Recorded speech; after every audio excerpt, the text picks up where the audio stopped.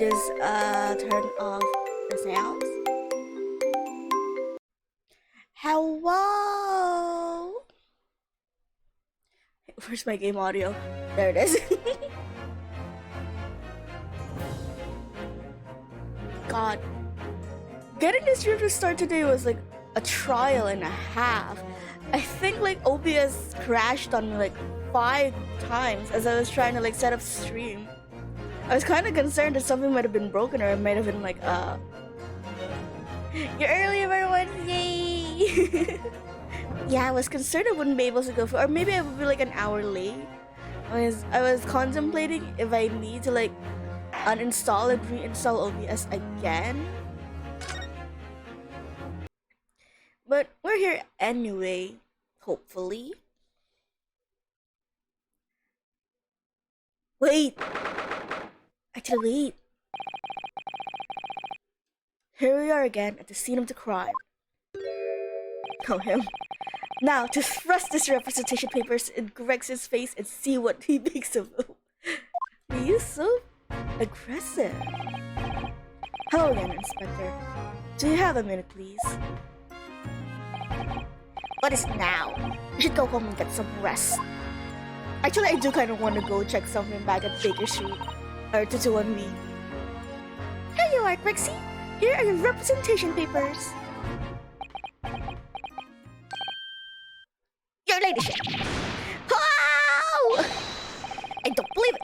How the devil did you get that stubborn little ragabash to sign that? I salute you. That is good work, that is. I can see you've been very busy here as well.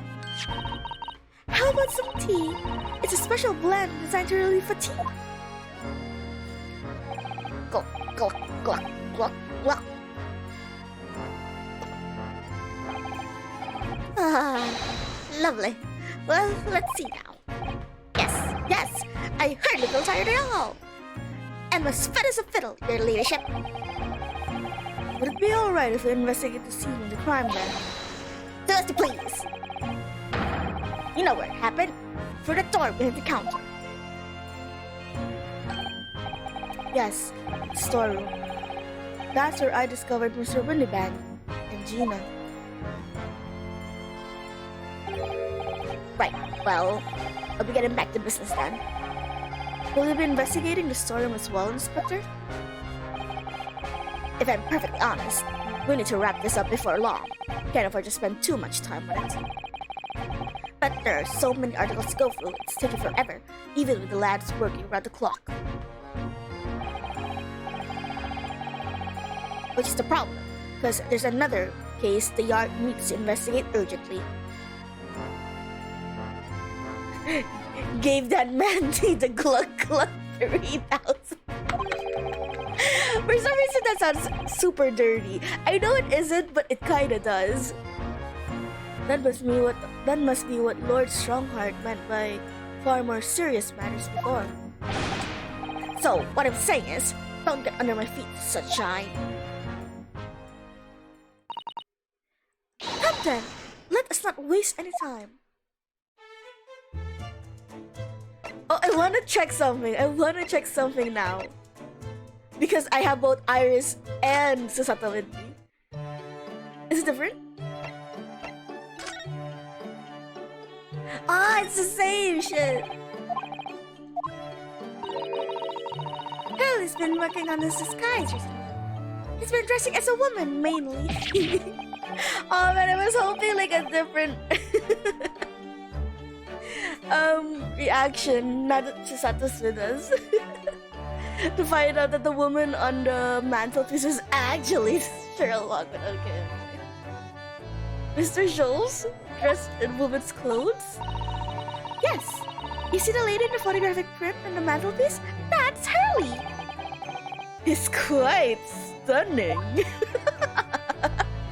Okay. We've already been here then. Still looking for the damn cat. Well. Okay, let's go down with investigations. Even though that's a different game. my man's making love to that shelf. Let's start. I feel like that's the way to the story room, which advances the plot. So let's look around some more. I'm fairly sure this contraption was here yesterday as well. Here we are. No, I'm not confident I can get it closed again. Oh, yes! That's a folding stereoscope! Oh, right! Now that we have Iris here, someone who actually knows her shit, instead of Sherlock, we can actually get explanations for this stuff Sherlock couldn't explain the last case, or last stream. Really? This is a stereoscope? Mr. Sholmes showed us a picture yesterday that you were supposed to be able to see in 3 dimensions. But for that, he used that great big contraption over there. Oh, well, that's for use in public houses and places like that. It contains a carousel with all sorts of pictures inside. But this little thing is a much simpler design for use at home. Who the hell sits at home with like 2 pictures strapped at that contraption and just eyes crossed for the whole day? What fucking sort of stupidity form of entertainment is that? Who would want anything like that at home anyway? What picture would you possibly want to see in 3D? Or 3D quotation marks because you can't see because I don't have hands. There are shops, there's special shops selling prints you can use in them. You can use in them. I have a little collection myself. Oh dear. I wonder if I can make money out of these in Japan. It would beat keeping my toilet sparkling clean anyway. What? Ryunosuke, what? Are you telling me your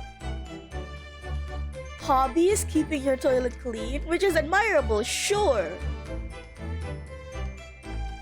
We could all use some of that in our lives, especially in these trying times, but is that your only hobby?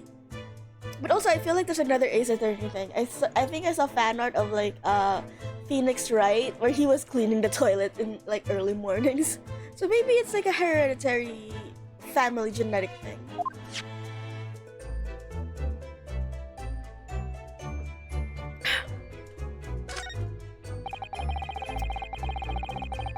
That is a strange contraption that lets you see pictures of things as if they're right in front of your eyes. It makes you think.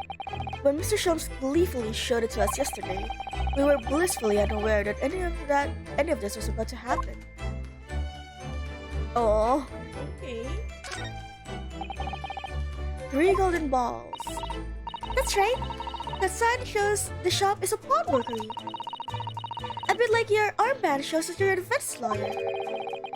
And what's the significance of the 3 golden balls? Does it have some special meaning? I expect Hurley would like to answer that question when he's back from the hospital. I see. No one knows why 3 balls. You mean you don't know why? Also, sorry if you guys are hearing some creakies.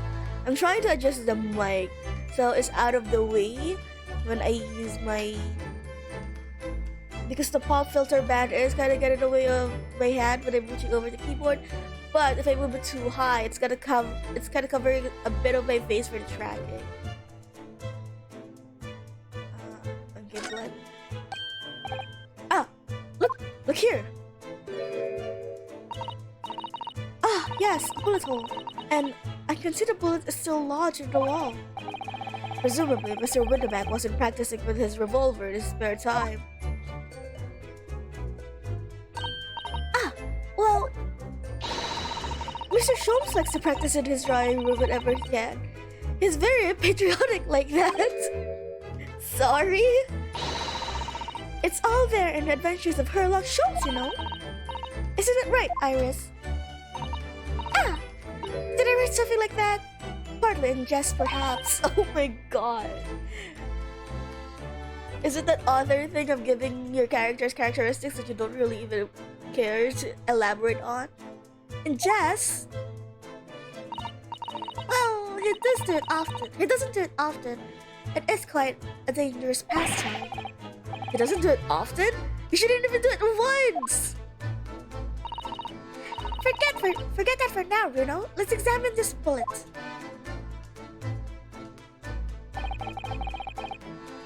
What's that around the bullet hole?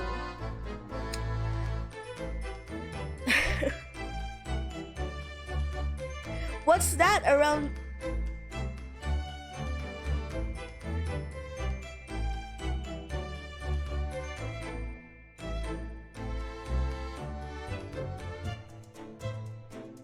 My god. That was concerning because I saw like the thing, the bits per second thing on OBS go red, and usually when that happens it's just instantly nope, they're cutting off again. But this time it actually recovered twice. Oh my god, what the hell, that's amazing.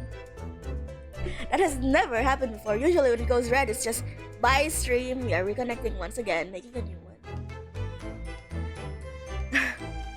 And Ryunosuke, if you're gonna fucking ask about the red substance around the bullet hole, I'm going to fucking lose my shit. That is ketchup, my dear dude! Oh my god. Is it blood? A suspicious red stain on the calendar where a bullet is lodged into the wall. I wonder what the fuck that could be. Aha! I may well be able to help with that. What? There's nothing like the sight of blood to get the blood pumping in there, Runo. Girls. Ugh. I have a feeling I'm not as bloody-minded as you, Iris. Wow. I'm afraid the sight of blood makes my blood run cold. Oh, okay, at least Susie isn't that insane like Iris. There you have it, you see? When it comes to blood, we're all different types. Yes, but what a scientific observation. So you see that, so you need this. Oh no, what is that scary looking thing? Hurley and I haven't actually come up with a name for it yet. But as soon as you see it in action, you'll understand what it does. Watch! Oh, that's so cute.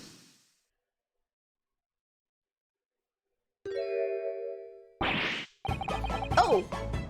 The color of the blood stain has changed. Also, wasn't there like another Bobby or like a Scotland Yard officer there? Was you just watching this on movies like that? Like that guy that didn't see, just watching that all happen. There! Does it make sense now? Yes, I think I'm starting to understand. Yeah. It works on the principle that different people have different types of blood, you see. Yes, how wonderful! The chemical it fires combines with the blood and makes the change color. We are effectively... I hope it isn't permanent or something. Are we effectively messing with the scene of the crime? So, you can identify whose blood it is that you're looking at in a flash. Oh, what a fabulous invention, Iris! Isn't it? I bet Jeannie would say it's bleeding great. So, whose blood are we looking at then?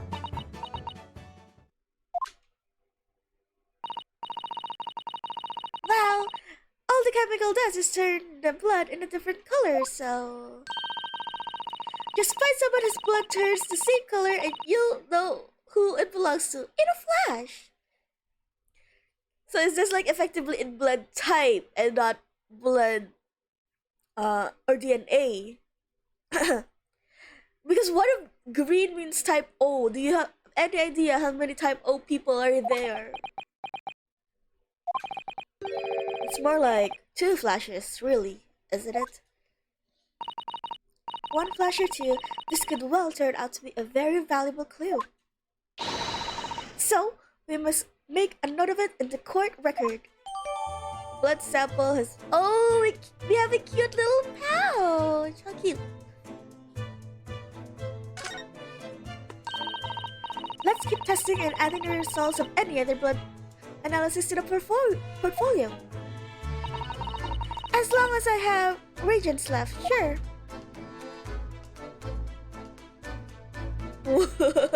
You see that, dude? Just see all that collateral that took place. This officer has been staring. Shh! Keep it down. Oh, sorry. There's a major clue just here. Really? Then we must tell Grixie at once. But as soon as reported, that'll be it. I'll be stuck here even longer. Oh my god, are you another one of those police who just want to get out of here? Stuck here? What do you mean? I haven't been home in 2 days already. I need another constable to relieve me and take over my shift. Ugh. Why are all cops like this? They really have a tough time, the British police. That doesn't stop us investigating now, does it? No, I suppose not. I'm fairly sure it was the calendar that was peering at. Yeah, we see it, I saw it. For the box. These shelves are where the pawnbroker puts articles that have been forfeited on display for customers to buy. Yes, it's a really strange lady, isn't it? I mean, who would buy this horse statue, for example? Well, sometimes you can find some real treasures among all the junk, you know. Are you alright, Bruno? Oh, it's just, well, it looks like a collection of useless junk as a whole, but when you pick out individual things, you can't help wishing you own them. Even the horse statue. Oh no! That's exactly how the pawnbroker works. They're very clever.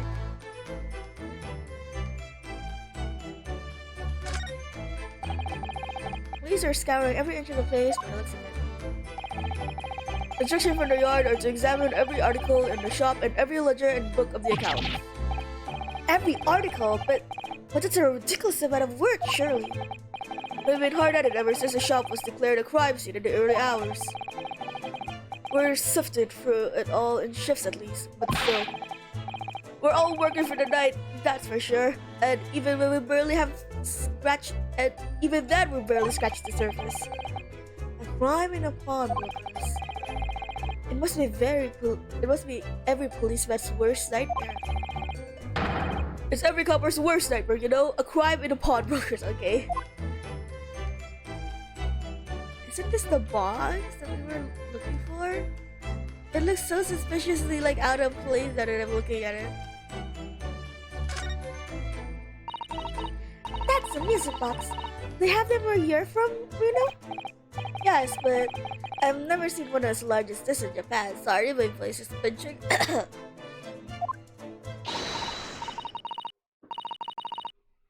Oh, well, this will be a treat. Shall we have a listen?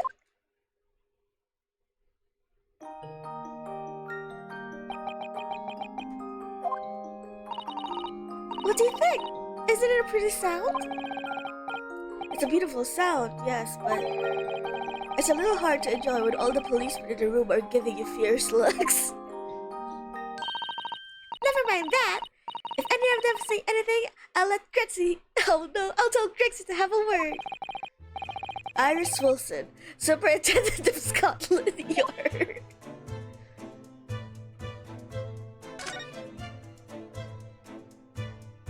What's this then? No, fuck.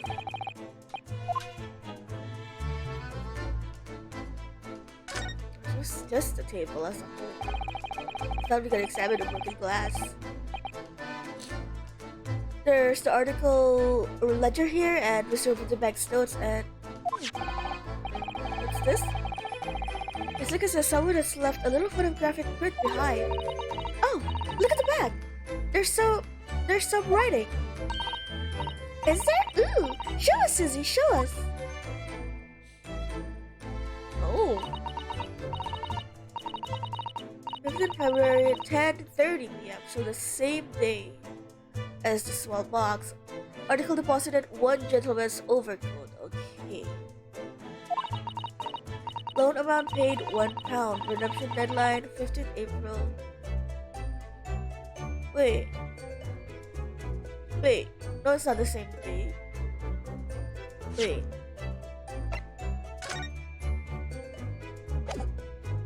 So he deposited the small box first and then came back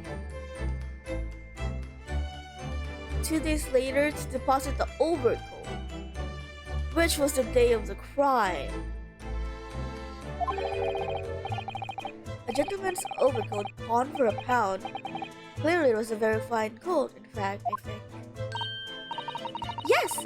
This must be the ticket for the overcoat that Judah redeemed yesterday. And it's still wearing, which belonged to Mr. McGilden. I would never have expected the redemption ticket to be handwritten on the back of a photograph, though. It seems Mr. Winterbank just used whatever piece of paper he happened to have at hand. But this photograph of a cat, it looks very familiar, doesn't it? I'm sure I've seen this exact same picture somewhere else recently. Oh, yes, you're right. Very recently. It's the same as the one Ginny gave us earlier. Of course. I was forgetting that she gave us that print. Well, what are we waiting for then, Mr. Naruto? Get it out! Alright. Let the cogs turn.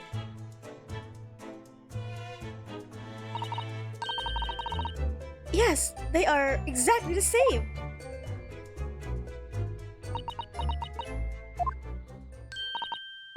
Hehe, I've got it. These two photographs have an amazing secret. A secret? What does that mean? You must tell us, Iris, at once. Hehe, do you really want to know? Yes, we need you to tell us all you know about this pair of photographs. Aw, she's still a child after all. Okay.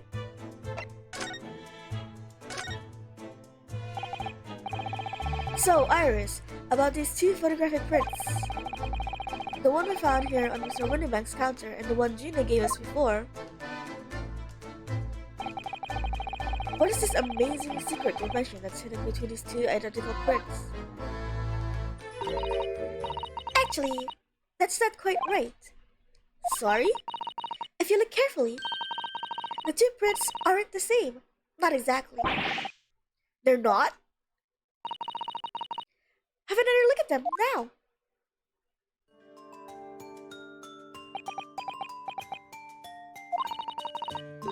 Can you see that they're just slightly different from each other? I think so. It's very subtle though. But what's the reason for the subtle differences between the two prints? Well, it's because they're a set, you see? No, I don't. This pair of photographs is meant to be used in a stereoscope. Everyone in London is raving about them at the moment. Ah, a stereoscope. Why do I feel as though I've heard that word before recently? Ryunosuke, your memory. My god. Are you also snorking some of Shul's opium? Why are you like this? Oh, yes! As was Mr. Shul showed us yesterday. You see? There it is! Just over there! Ah, yes, of course. That magical machine that makes pictures look almost real enough to touch. Well, actually, it's quite possible to see the same depth in pictures even without one of those contraptions. What? Really? Do you know how a pair of flat photographic prints can appear to have any depth in the first place? No, I have no idea. Oh, wonderful! Then I'll be able to tell you. She's over the moon. Bless her. Oh yeah, she's blushing a little. That's so cute. Should we let her explain though? We really need to carry on the investigation of the scene. I, for one, simply have to know. Okay, I'm hoping that I didn't miss anything if I continue this conversation. We still need to investigate the back room after all, so I'm not too worried. Have you ever considered, Bruno, how our eyes see depth in the world around us? Well, I just opened them and it works. Man, imagine having eyes that work. I need some stupid pieces of glass in front of my eyes to work properly. But the reason it works is because you have two eyes. Two eyes? Shocking. If you try closing just one eye at a time, I think you'll see straight away. Trying it. I'm trying it. I don't see any difference. What you see with your left eye and what you see with your right eye are ever so slightly different. You get a different view with each eye. Yes, the position of objects seems to shift slightly. Exactly! And in your head, your brain uses that shift to estimate depth as it merges the two views into one. That's how we can sense depth in everything we see. Ah, my brain really is amazing, isn't it? It does so much without telling me. I just opened them, I would have lost my shit. Man, I can't relate to anyone who have working eyes. There's a reason I have these things in my face. They're not just for fashion.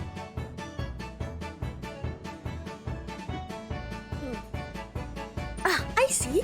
So, the pair of photographs consist of the left eye view and a right eye view. Is that right? Oh, well done, Susie. You're so quick. So, if you can persuade your brain to merge the two pictures together in your head, you'll be able to see depth in these prints. Yes, Bruno, you're beginning to understand. And a stereoscope functions is to act as your brain and allow you to do just that. Yes, but as long as you have two images, two eyes, and one brain. Man, imagine all the pirates with eye patches then. They have no rights.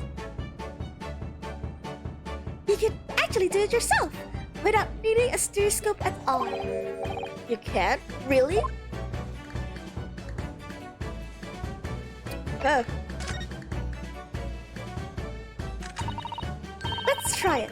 Let's see if you can view this pair first without the help of the stereoscope. Oh, yes! I'm dying to have a go. Sasata-sans really loves this kind of thing. You need to be able to cross your eyes. That's the main thing. Can you both do that? She is talking to us like we're the child here. Cross my eyes? I think I can. Well, I can do it too, but my model won't pick it up. Watch me and see if you can copy. Oh no! Oh my god! Make your eyes do this! Oh no! That was so funny. Oh no! Susanto, no! Not you too! Alright, let me try! Are you ready, Mr. Naruto? Oh, we're in a crime scene! There, Elsa! Wonderful! Now it's your turn, Bruno! It begins to concentrate on looking at the bridge of your nose with both eyes at the same time! Not exactly an easy task, some people are starting to be crossed. Alright, that's enough practice. Now let's try it. Looking at the prints. Oh, shit. Start by staring at one print and slowly crossing your eyes. You should see two overlapping images like this. You try it now, Reno. I'm going to have to give it a try, I suppose. Oh god. That was so surreal. Did I print? Oh, I was actually supposed to try that on my own. I thought you were just gonna do like movie magic to represent it. You actually want me to do work while playing your game, huh? Did the print split into 2 images for you? Now, the next step is to put the parent prints side by side like this, and then to try crossing your eyes again. The prints are slowly merged together until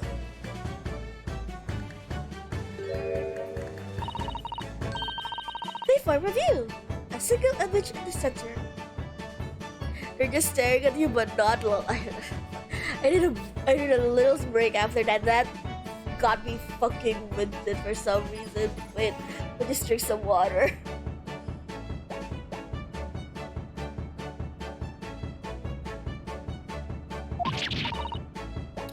Oh, yes! Mr. Narhado, it works! You can see it in the middle now. Oh my god! It looks so real! Oh, I could look at it all day, please don't! I wouldn't advise that. Your eyes might start to hurt. Your turn, Bruno!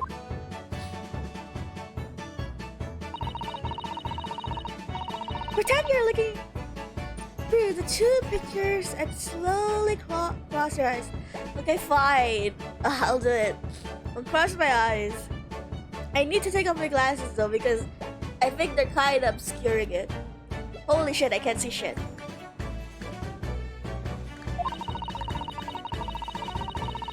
Keep adjusting the position of your eyes until the 2 images... And before this game is actually gonna fucking pull a prank on me and just make me do all this work when they're gonna do it for me in the end. Like I'm a stupid fucking idiot. Like this. Is it?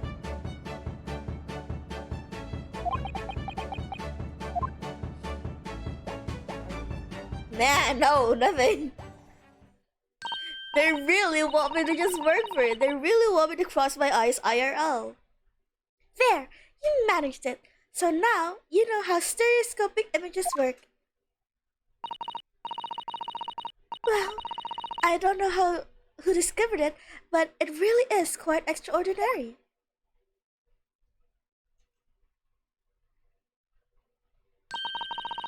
So, what do you think of the stereoscopic prints then, Reno? They're certainly amazing, but it isn't easy to get the knack of viewing them properly. No, some people find it easier than others.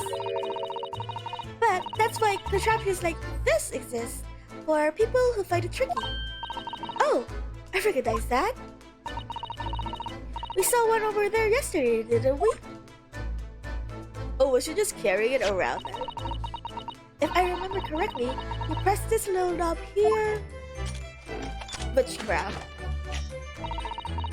And then some pair of photographs in the stand at the back end.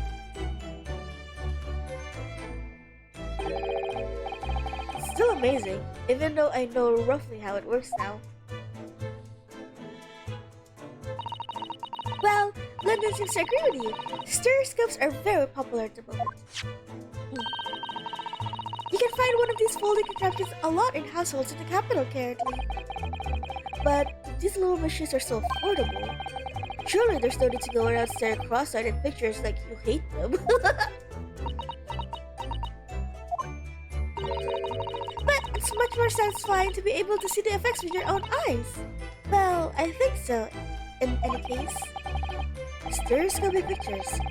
I never even heard of them until yesterday. I've certainly learned a lot about them, but I wonder if it's knowledge that I'll ever actually need.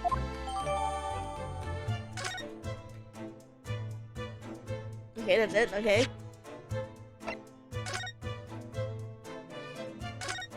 This is so sadistic.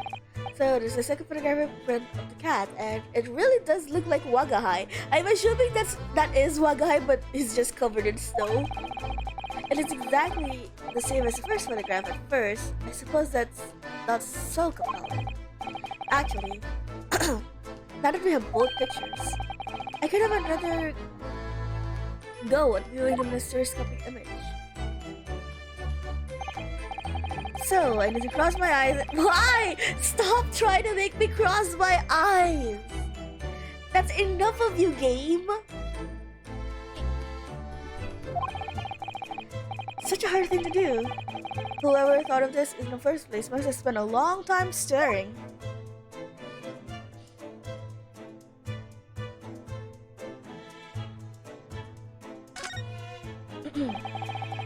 This is the ticket that Gina brought here yesterday. Yes, having been entrusted to her by Mr. McKildy 2 months earlier. Article deposited one gentleman's overcoat and the other another. Yes, for a small box deposited 2 days before the omnibus incident. Could this have anything to do with this? Let's see. Mr. Naruhodo, I don't know if you've noticed, but there's something rather troubling here. I have noticed. The red smear, you mean? Yes, it looks like blood, doesn't it? I wonder if Susato-san had picked up on that. Well, in that case... Yes, we need Iris. We should show this to her before we forget. My cat photographic print. Okay, so we need to present this to Iris. No. Oh, that looks like blood. I would say it's from the gloved finger, almost certainly a glove made of leather. I wonder if they have fingerprints here at this day and age, because clearly blood science is still new to them. I wonder if fingerprint is also a thing. Well, worry not, Runo. You can leave the rest to me. Did you just shoot Ryunosuke while he was holding the ticket up? Oh, it's purple. Look at that. Yes, that's a color we haven't seen before, isn't it? We simply must add it to the portfolio of blood samples. Blood samples. That could be an important clue. Although, it would be nice to find out whose blood these different colors correspond to at some point. Well, this particular state of blood... Oh! You've had an idea, haven't you? Do you know whose blood this is?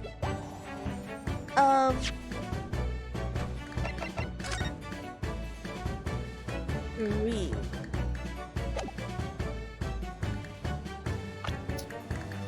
Who are the people? Why are you here? I don't think I do. She doesn't wear gloves, right? I think he wears white gloves. And the pawnbroker also doesn't wear gloves, so I have no idea.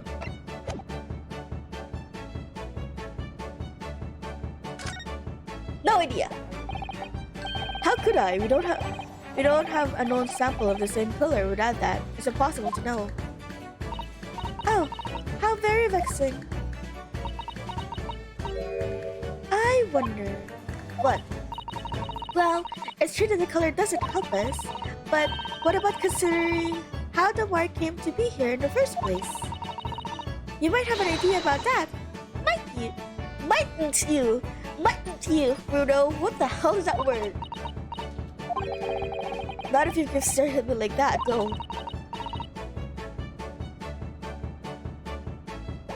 Huh? Let's try that again, shall we? Well, this particular place is... Oh! Yeah, what? It's not letting me say that I don't know, so I guess I do! Yes, I have an idea whose blood it is. Not from the color returned, but with a little deduction. Okay, then I guess I'm too much of a dumbass. That's right. I think it's clear. Iris, you know as well? You first, Reno. Who do you think it belongs to? Alright, I believe that this blood is... Ah, so they gave this. Oh, that's unfair. they gave that, then yes, I would know. Because the fact that they mentioned leather glove, and the only other time we've ever had like evidence of gloves that were bloodstains were Magnus McGilded. Oh, I was almost gonna click Magnus McGilded, but no. He wasn't injured at all. It was Trice-fired Mason's blood because he was the one that stabbed. Ah, that's a bit unfair. Trice-fired Mason? You don't sound very sure of yourself. Wait, what is the confused? What is it? You sounded sure of her. Well, it was 2 months ago now, that case. And of course, I've never met the victim, so I'm struggling to remember his name. He was definitely Trice-fired, though. The victim of the omnibus case? Yes, that name was indeed Mr. Trice-fired Mason. But that will mean that this blood stain was left on the ticket 2 months ago. Oh, I'm surprised then. Usually wouldn't blood cells be like straight up dead by that point? Like, I don't know what gives blood. I don't know what gives blood its characteristic or whatever kind of solution they're using there to recolor the blood or whatnot. But I'm assuming if it's that primitive, it wouldn't work on like dead blood cells. Hi, Final. Hi. Hello. Hello. Let's meet. My throat is a bit clogged at the moment. How have you been, Final? Or you just off of work? Yes, I think it was. Gina brought this ticket here to Winterbanks yesterday. Ah, that makes sense. Wait. No, that doesn't make sense. Oh shit, today's off! Are you gonna go game night today or are you just gonna like hang out and just be lazy at home for now? No, wait, this doesn't make sense. Just chill, I think. Okay. This doesn't make sense because from my understanding of the events told by Gina, the driver was the one who deposited the code, right? Deposited the code, and unless they're saying that the driver went back and gave the ticket to McGilded, which doesn't make any sense, because Gina said that she found it in a bush the next day. So unless you're telling me that McGilded himself took the ticket from the driver and hid it in the bush, from my understanding of the events, the driver took the ticket and then hid it in the bush. And unless you're telling me that the driver also stabbed the victim, okay, I'm kind of confused. There's probably something I didn't read properly. I'm suggesting that the bloodstain was already on it at the time, and no one noticed it. Still, it's a smear of blood from the time that Mr. Mason was killed 2 months ago.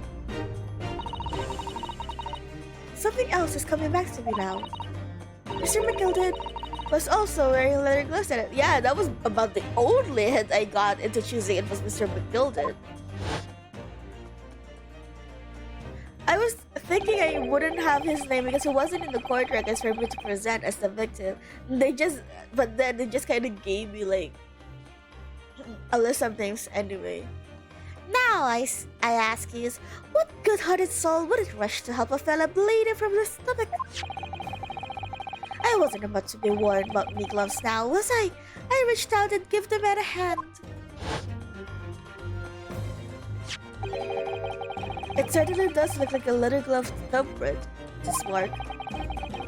But we know that Mr. McGilded had no injuries at the time, anywhere on his body. From which we can conclude that any blood on the glove belonged to the victim, Mr. Mason. Mr. Naruto, you sound just like Mr. Soaps. Oh god, it's rubbing off of me. Oh no, I'm getting the British cooties. Minus the square slips up, I hope. Yes, I think you're right, Bruno. Very well. Let's make a note of this. The details of the pawnbroker's ticket has been updated to court records. Has been updated in the court records. Okay, I think we're finally done. Okay.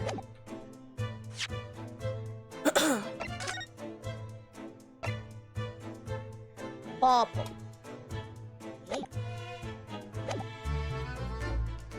Continuous examination.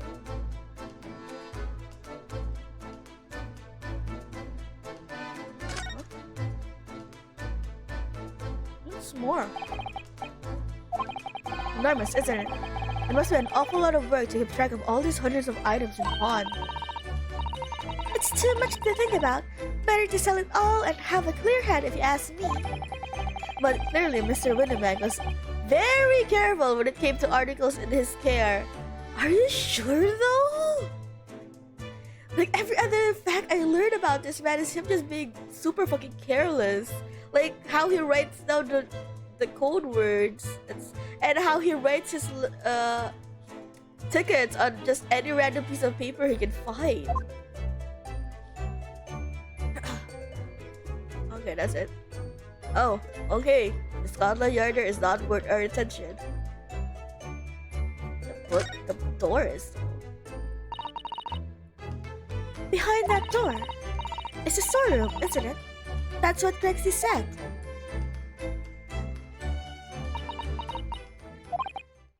Yes, and that's where I saw the dreadful sea last night. Though, through the little window in the door.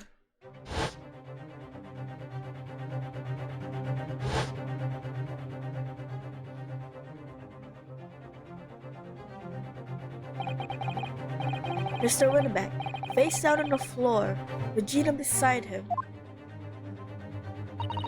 But he was shot in the back, though. As the accused legal representative, you have the right to examine the scene, Mr. Naruhodo. We must make a thorough investigation. Yes, of course, we will. Okay, this also just occurred to me.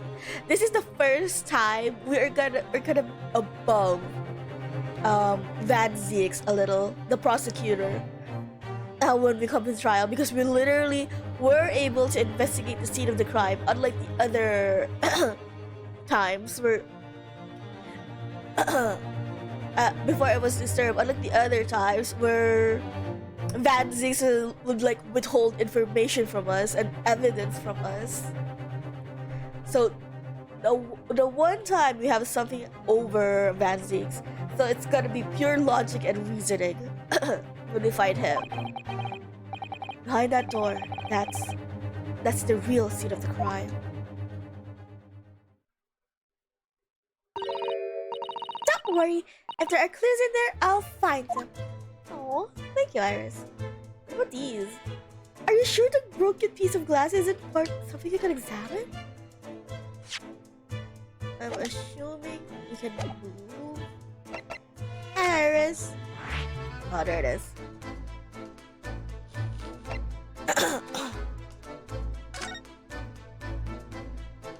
We could linger here. Is this something? Oh, they didn't even pick up the gun. Holy shit. Oh, Iris. Poor Iris. She's clammed up completely. Yeah, why are we taking a child to a murder scene? Iris is bound to find this difficult. After all, Mr. Winneback's life was taken in this very room only last night.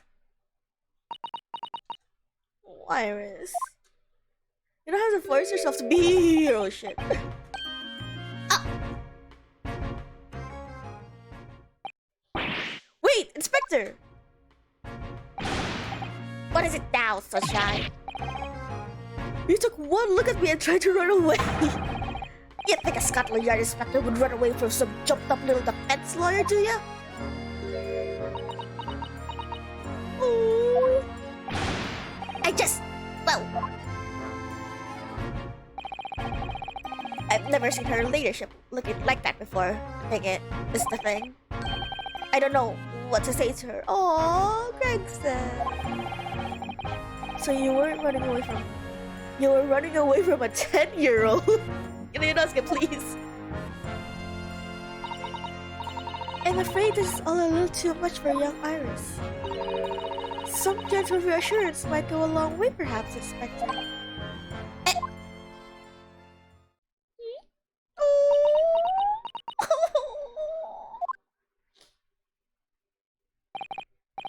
Um,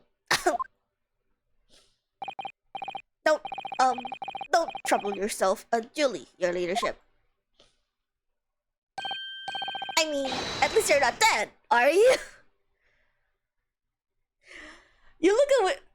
Darn, everyone was... The person died last night. I'm so sorry to say, that was not a second. You were gone for a whole night, it seems. Oh no.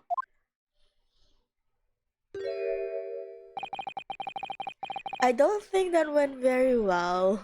Oh no. Oh, he's trying his best. Look, I'm in the middle of an investigation here, Sunshine, and I told you not to get under my feet. And we have investigating to do ourselves. Yes, I'd like to hear more of what the socially inept inspector has to say. Holy shit, Rinosuke, scathing reviews. Oh, really? Oh. And inquire into how Mr. Shul's operation is going.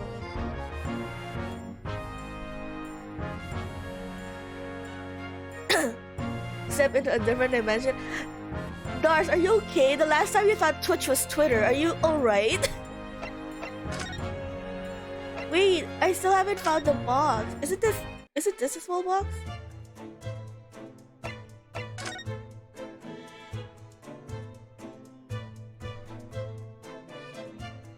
Apparently it's not. Okay. He is trying his best, Final. He does not know how to deal with 10-year-olds. Okay, let's talk to him. No, I want to talk first. Okay, just the whole shelf in particular. Look at all these articles that have been deposited. The room is stuffed full of them. I can't believe how many there are. A bicycle, a gramophone, musical instruments, even some enormous paintings left. Pieces of different people's lives quietly gathering dust here together. There is something very peaceful about the atmosphere in here. Mirosuke? Opioids like showmagus? Oh my god! Well, at least he's sharing with you. Ryunosuke, he isn't as chipper as you would imagine, like an upstart lawyer, or you know, those like young and youthful, energetic people you think an anime protagonist would be. He's actually very somber when it comes to it, or at least there would be if not for the chalk outline on the floor and the policeman shuffling around. Not much I can do about that, Sunshine. Thank you, Gregson. Okay, I know that red box is inconspicuous as fuck, but 1 second. I'm trying to like see if there's anything in the walls. Like, yeah, okay. Okay. And it looks like these are the things that I... Okay, let's go with the red box first. Out of all the articles in the storeroom, this is the only thing that shows any sign of being ransacked. Ah! What is it, Iris? That's the box file that my manuscript was being kept in. Oh! Iris's unpublished story, The Hound of the Baskervilles. Surely, that's not what all this... Sorry, Iris, but if you ask me, I sold it. Without telling you. must check inside the box at once. Yes. Okay. Okay, what did you find? Don't leave me in the dark here. Don't leave me at the door. Ah! It was here. Iris's story was there. There, I mean. Really? It was? Well, that's good news, isn't it, Iris? Yes. I mean, of course I believe Hurley when he said he deposited here, but still. It's a relief to actually see it. Really?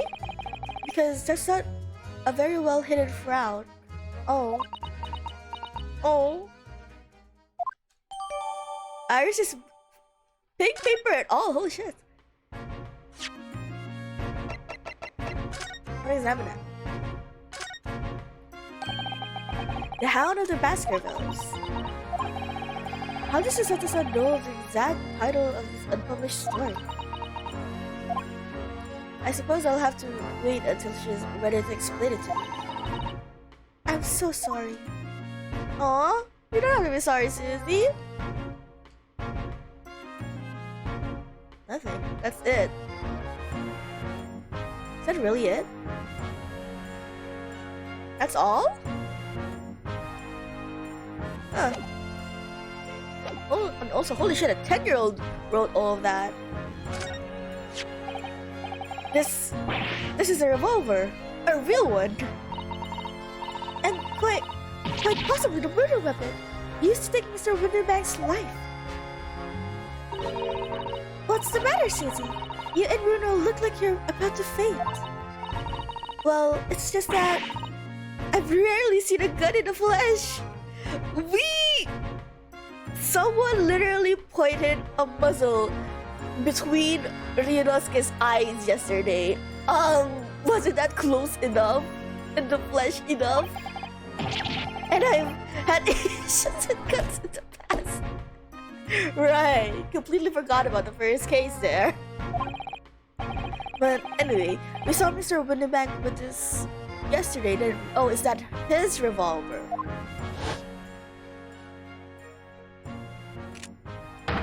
For fuck's sakes. I shall take my own life. Oh jeez, I wonder who killed him. Not like he had a reason to, right? It must be the same gun. I don't know. I don't know anything about guns. And last night, when I looked for the spy hole in the door to the storeroom here, that was when the same gun I saw. That was the same gun I saw in Gina's hand. I honestly don't know. You can put like two completely different guns in front of my eyes, and I wouldn't know the difference. Mr. Winterbank told us that he only ever had a single bullet loaded in his revolver, didn't he? Well, it's empty now. That one and only bullet in his gun had been fired. So we can be fairly certain that only a single shot was fired from his revolver. Can anyone prove that though? Like, that is like just hearsay at this point, especially if the one saying it is dead and we can confirm it with him.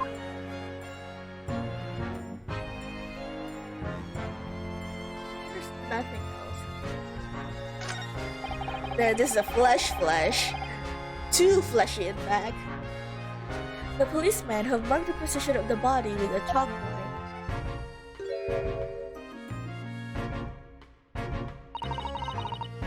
Poor Mr. Winterbank. He was a nice old man.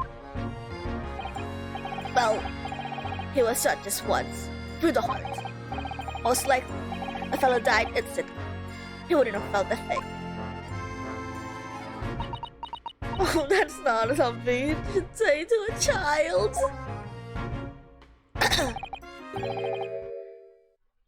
This must be his blood then. Ah! I don't like to ask much. I don't like to ask at such a wretched time, Iris, but I wonder if perhaps... Don't worry, Zizzy. I'm ready for action. Well, at least she's okay now.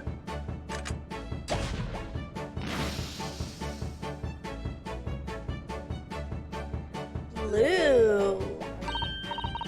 So, now we know the chemical turns when it reacts to Mr. Winneback's blood. And it doesn't match our analysis of the blood stain we found in the main shop. No, but let's add this sample to the others we've already collected anyway.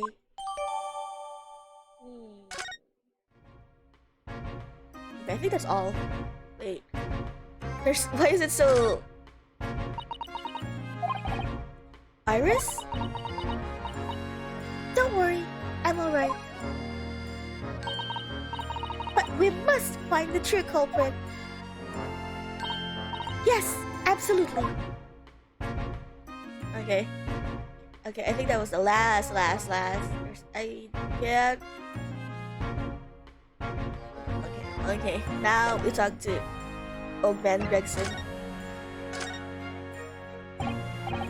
So, Inspector, what do you make of the crime scene here? Pshaw! You've got eyes, haven't you? Use them! Is what it looks like. Nothing more, nothing less. Iris, could you lend me a hand? When you have to resort to a 10-year-old's help to get an old man to talk to you. So, Rexy, what do you make of the crime scene here? Oh, yes, your ladyship. Do allow me to humbly explain. Last night, at shortly after the hour of 1 o'clock in the morning, Scotland Yard office attended the scene. Police office. The one and only door to the storeroom was found locked from the inside. So, it was locked from the inside. The lock appears to be broken now, though. Was that the police officers doing? Quite right, ma'am. Quite right. We took the liberty of smashing the door in as humbly as possible. Oh. As you can see, the victim was discovered prostrate on the floor, thus-wise. And next to the aforementioned body, we discovered the vile gutter child. Are you talking about Jeannie? She's my friend, you know, Inspector. Miss Lestrade, the hapless girl, was curled up on the floor, dead to the world. She's still alive, you know. Yes, when I saw her, she appeared to be unconscious. And I'm afraid to say, she had the gun that was used in her hand. No! Presumably, the gun is still down there on the floor now. In her pocket, we found the key to the door as well. What? The key to the storeroom? And you say the storeroom had been locked from the inside, Inspector? Correct. All of which lives her ladyship's friend. In something of a sticky situation, I'm afraid. Oh. Obviously, my personal opinion is that it's all sort of a misunderstanding. Of course it is, Inspector. Of course it is. And how's the old man Holmes doing? Rexy, do you know anything about Hurley? Is the operation finished? Is Hurley alright? Is he? Aw, she has a little blush. This also makes me wonder if, like, blood science is still new to them. How do blood transfusion work? Like, sure, there's like a universal donor that is compatible with anyone, but how do you know if the person's blood is a universal donor? The thing is, don't miss your word, Inspector, please. You don't mean to say that Mr. Schultz is... No. The operation's done and dusted. Is? It's just that, well... Out with it! Oh, she was gonna fully on toss him. Do it, Susanna, do it. Yes, bam! There is something called a general anesthetic. It's the latest thing, rendering the whole body insensitive. The whole body? Anesthetize? Is that even possible? means the operation can be completed while the patient is fast asleep. Goodness! In the Empire of Japan, we could just manage to provide laughing gas for tooth extraction. The trouble is, the latest thing isn't always the greatest thing, if you follow my meaning. They couldn't get the medicine to work at first, so it took hours for him to nod off. Or so I hear. And now the operation's finished. They can't get him to wake up, apparently. Oh no, he overdosed. Oh my! No one knows if the anesthetic's still in the system or the bloke's just plain exhausted. But anyway, all they can do is stand back and watch until he comes around again. Oh, Iris. Whenever she does that teary-eyed animation, it just kills me. Early. The moment he opens his eyes, your ladyship, I swear I shall get word to you. What a surprise. Even in matters of life and death, Mr. Scholes has to do things his way. Okay, that's it, right? What if I present this to him?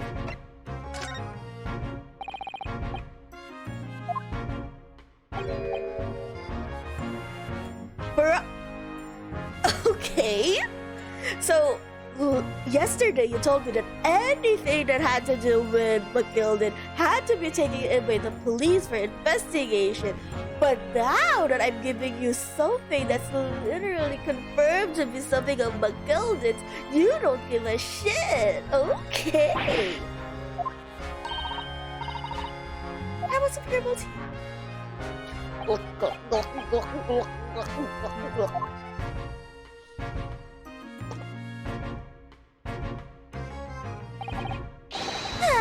Lovely.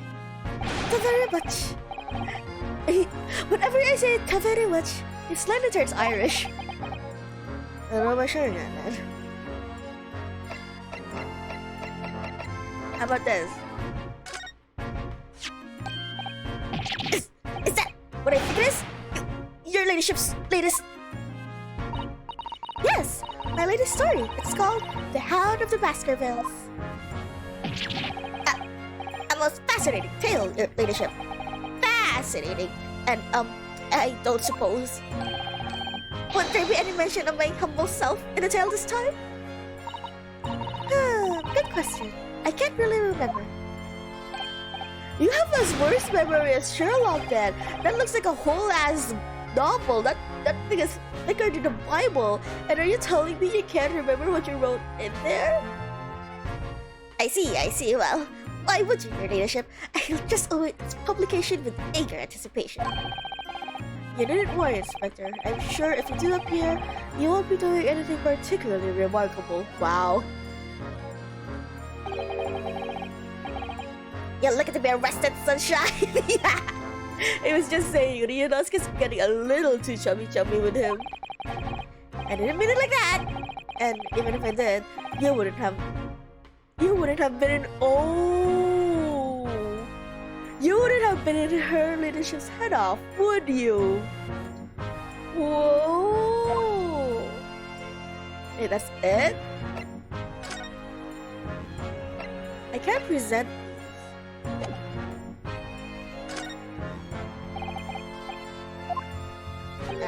Same shit. Contact animation 67. It's time.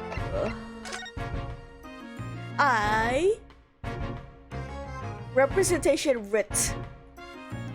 I, the undersigned, agree to legal representation by the lawyer named hereunder in regards to the following incident: defendant Gina Lestrade, alleged offense, murder and Main Street pawn worker, date of trial tomorrow, attorney-in-law Ryunosuke Naruhodo.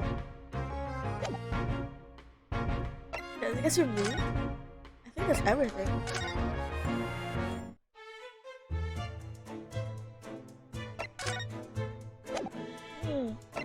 Still looking for the box. How do we progress now? I feel like there isn't a new story beat because we haven't gotten all of the evidence yet. still saying that looks like the box, right?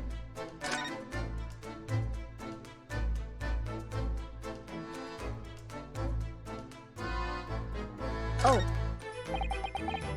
Green blood. It seems wrong somehow. Oh! There are all sorts of different colors. There are pretty pinks and purples too, you know. Like I said, everybody's blood is different. I wonder what color my blood would turn out. Actually, I don't want to know. No, I want to know. Come on, just a little cut, a tiny little cut, a little pinprick on the fingers. I want to see what color.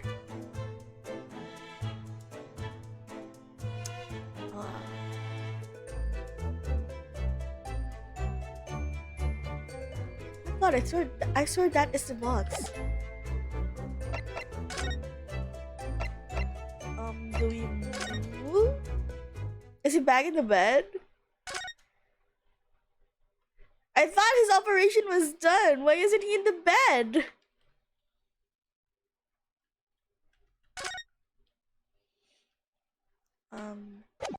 To talk to Gina?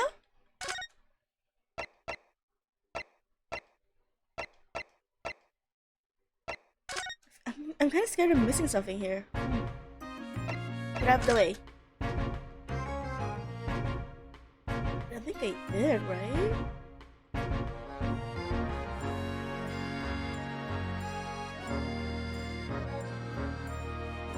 We just talk to Gina now? But I feel like they have a text box of me talking to Gina, right? What's this? I didn't present this to you. Ah, fuck. Come on. Okay. Oh, wait. I'm sorry, what do you have here? A redemption ticket for an article deposited here, is it?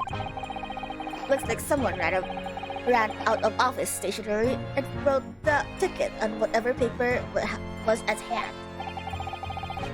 Yes, this is a ticket from McGilden's overcoat. The one that a little diver turned up with yesterday. Oh, actually no, it's not.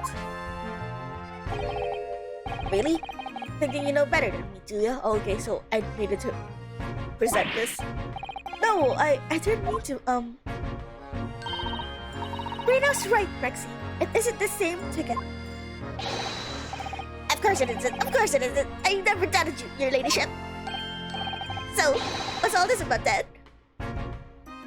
If I might be so bold as to ask. This is a second ticket. A second one? God, I'm already kind of tired with so many different voices I have to do with them. I cannot imagine the jury.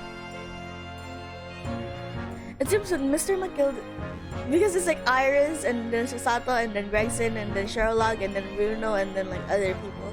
And then Gina? Fuck. This is a star-studded cast of just me. It seems that Mr. McGilden in fact had another article in storage here at Windybank's. Is that right? All the voices, I know, right? I'm kinda running out. Hi, Keisha! Keisha, you'll never guess what? I haven't disconnected yet! I think we need to discuss this further with the inspector, Mr. Naruhodo. Oh, good, because he's ever so easy to talk to. Finally! Oh, I was so lost with this. I didn't know. I presented the other ticket, but apparently this one. They're always like that, aren't they? They were literally the same as McGilden's ticket, but who wouldn't take it? He needed to take this one in particular, even though the other one was more damning because it had blood in it. Yeah, it did a thing earlier where it went to red, but usually when it goes to red like that, it just immediately cuts off. But for some reason, it actually recovered. Like, it did hit like 0 kbs, but it went back up again. It was amazing. That was the first time I've ever seen that. This ticket was in one of the pockets of Mr. McGilden's overcoat. I survived for once. That was the first time I've ever seen that. That's the first time I've ever seen it recover. You mean to tell me? Yes, there was more than just the music box disc, it seems. I should have insisted on the lads taking it back to the yard and examining it properly. Well, according to the details on this ticket,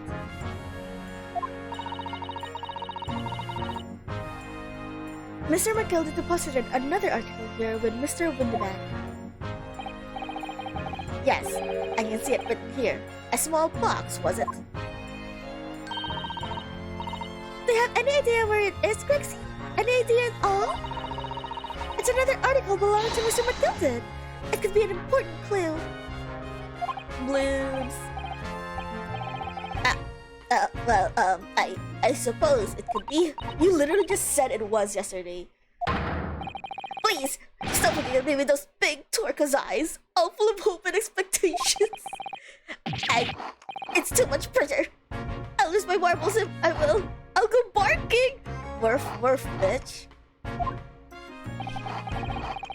This is no time for talking pressure. For fuck's sakes, Ryunosuke, he's getting sassy now. That's enough sauce from you, sunshine. There is one thing that springs to mind. According to this ticket, the redemption deadline's already passed, hasn't it? How lucky are we that no one fucking bought that in like the 2 days? Oh, yes, of course. Articles are only held for 2 months. So, the small box will no longer be in here then. Fucking do it. I needed to do this. This is where it gets difficult for the Ace Attorney games, where you have to do something in a specific order. Because I've been seeing a small box that looks like it's important in like the outside, but the UI won't let me interact with it because we weren't given the incentive to do it here, to do like what we're doing now. That's right, it's been forfeited. Which means it could be on the shelves in the front of the shop, where the forfeited items are offered for sale. Yes, the shelves in the front. We must search them at once. You're wasting your time. Oh! There are dozens of little boxes out there, hundreds even. We can't possibly know which one might be Mr. McGilden's. That information's not written in the legend.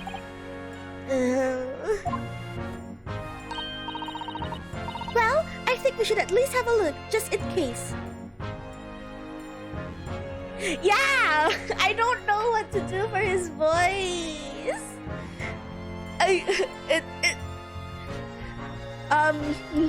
Another thing my friend called it was like, I sound like one of those like early 1950s horse announcers.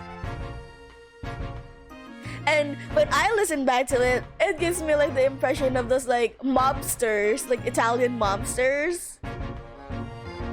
But yeah, I can't do a copper voice because I'm assuming it's like deep and gravelly. But nah, I can't do that. Of course, your ladyship, of course. Very sensible of you, I'm sure. This is getting old. Wow. Ryunosuke calling out the writers under bullshit. You just gotta go Nyasi. What? Jesus Christ. Ah! I nearly jumped out of my skin there. How could Mr. Windibank set up such a wicked trap? I doubt he set out to scare anyone.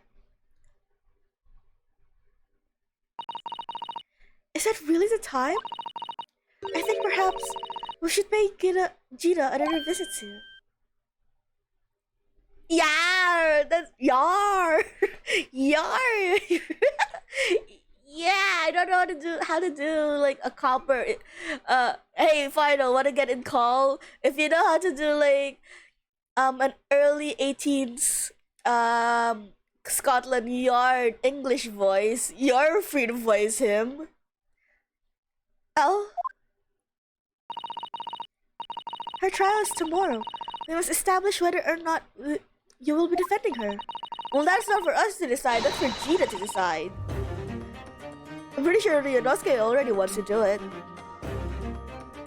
I think we should ask her one more time. She may have changed her mind. My Scottish accent? Oh, it's okay. I can do any accents, my bro. The the extent of my Scottish accent is, if you could change your fit, would ya?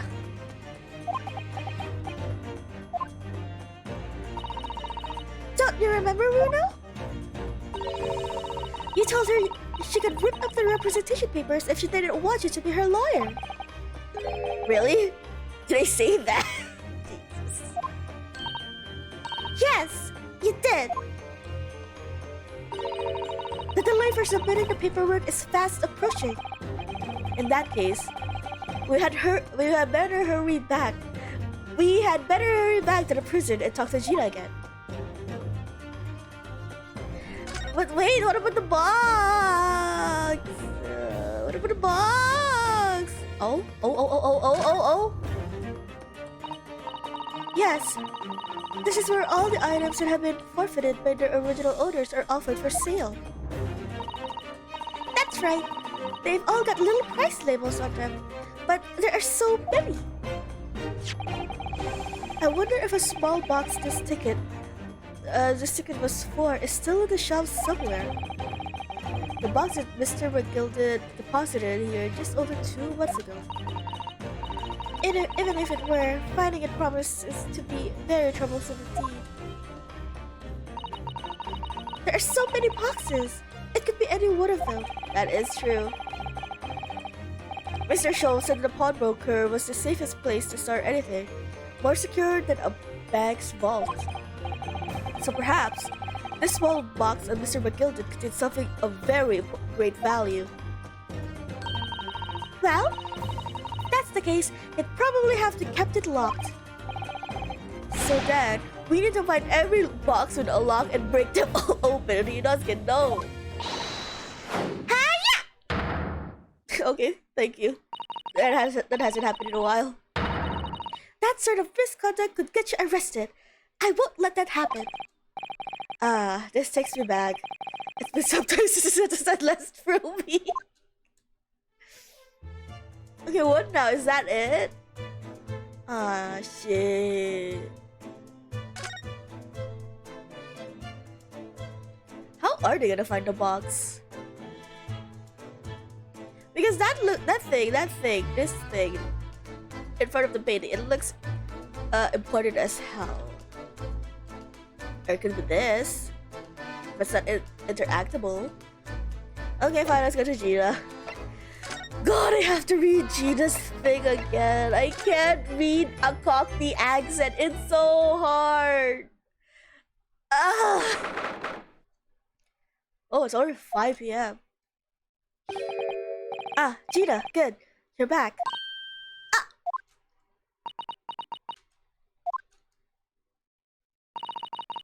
The police must have finished questioning her then. Oh, how was it, Judy? Was it awful? Oh, didn't bother me. Thank you for the papers you signed before. It meant we were able to investigate at the window banks. Oh, right.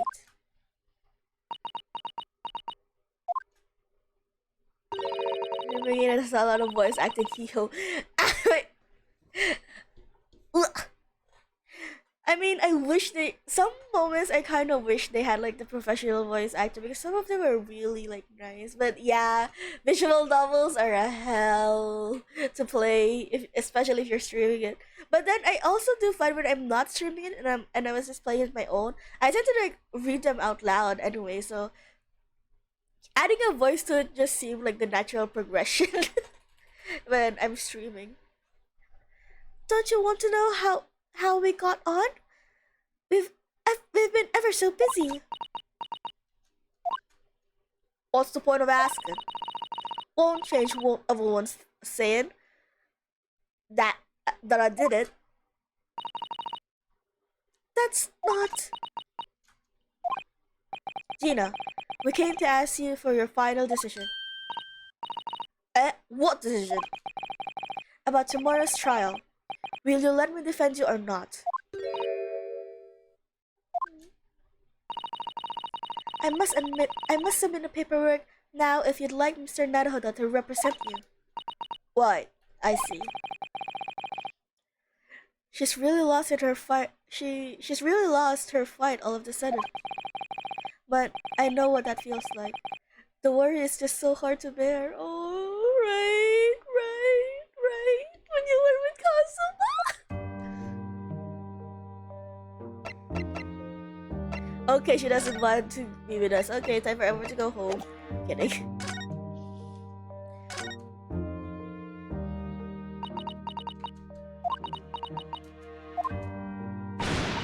Oh, why then? Blimey! Give it a rest with them eyes, Iris. So, come on then. Listen, who done it? Unfortunately, we don't know that yet. You won't say.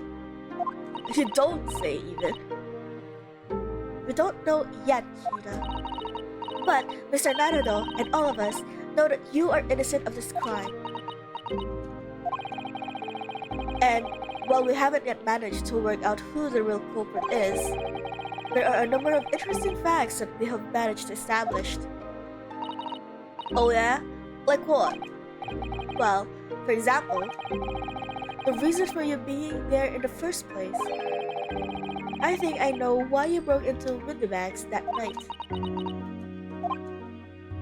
It looks like I'm going to have to take some evidence that clearly reveals the reason. And thrust it into Gina's face! Or I can present it to her calmly, I suppose. Whenever he says that, like, thrust the evidence into someone's face, he picked that up from Kazuma, didn't he? Whoa.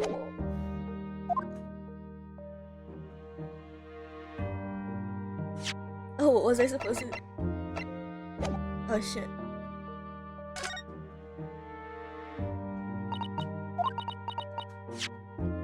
Can I represent? No? Is that like the only chance I got to present something? Okay, let's go through all of it again.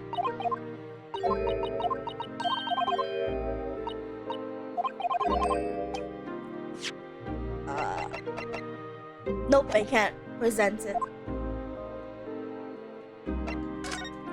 Presentation in court. How do I present the book? We already have the representation papers and the other documents we need. All we have to do is hand them to the court clerk. That is, if you allow me to represent you in court tomorrow. Nah, don't bother. Genie! Rip them up and chuck them, would ya? Them representation peppers. Or whatever they're called. This cell ain't fancy enough to have a bid. So, what will you do in court tomorrow? I'll be fine on my own. I don't think you will be. Like, it don't matter. What's gonna happen is gonna happen. This is one stubborn pickpocket. Oh, I see. I had to do this. Shit. We found this in Mr. Winnebank's storeroom. The manuscript of Iris's latest story. Ah! Oh, right. Well, that's good then. Curiously, the storeroom at Winnebank's showed no sign of being ransacked for items of value or the like. Not the bike, but there was a bike there. With one exception. The box file that housed this manuscript. It was you, wasn't it, Gina, who broke open the box containing this manuscript last night? You were determined to find out whether or not the Hound of the Baskerville was really there. That's the real reason you broke into the storeroom last night, isn't it? Ah! Why don't you tell us what happened, please?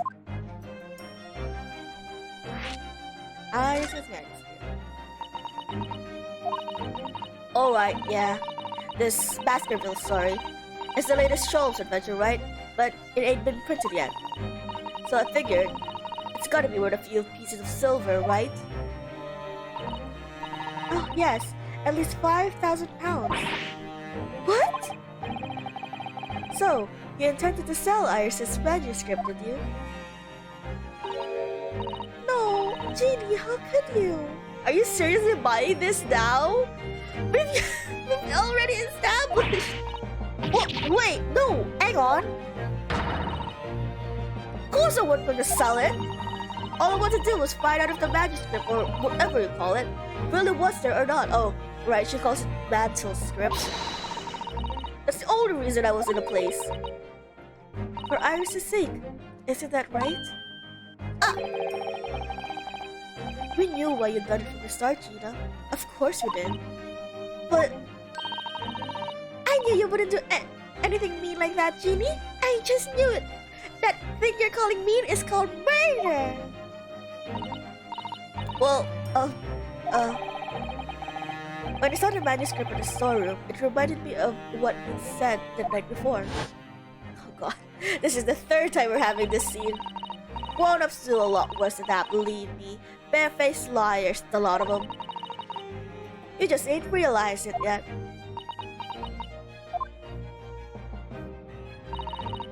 I'm telling ya, that mantle script ain't out with the banks. You'd soon see if you had a look. If I'm honest, I've wondered if Hurley's telling me the truth sometimes. I mean that sometimes I wonder if he might have hidden the manuscript somewhere. Somewhere I don't know. Even though it's wrong on me to doubt him.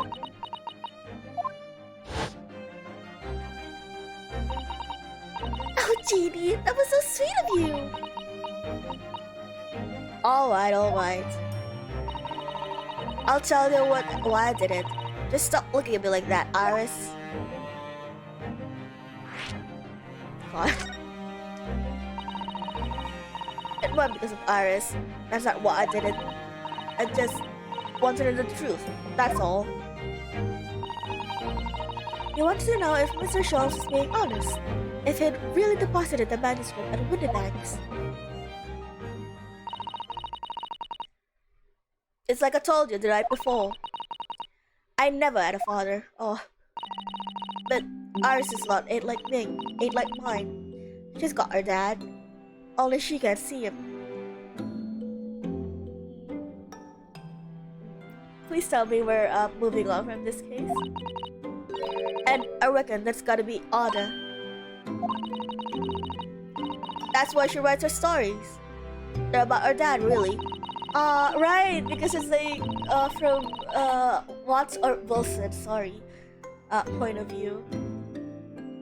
That's what it sounded like to me, anyway. Last night, when I was listening to what you were saying. Stories? About Daddy? You mean, they're not the adventures of a great detective, so much as the adventures of a great detective and his trusty partner. Like I had a partner too. Well, that's how I see it, yeah. You're so thoughtful and so kind, Jeannie. Yes, and we never thought any differently, did we? Look! Oh, give it a rest, will you? This is a new animation. That's specifically for this scene. Wait, what are those on your sleeves? I ate all this chubby nonsense. Do you hear that? I ate it. I don't trust no one, right? That's how I work. Cause if you don't trust no one can let you down. So leave me alone. Go on, Scarper.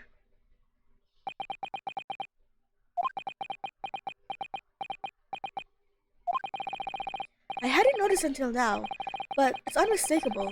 Right there on both sleeves of the overcoat are some very suspicious red stains. I would have called those red. Those look like brown to me, but I guess dry? Oh, what are you looking at me like that?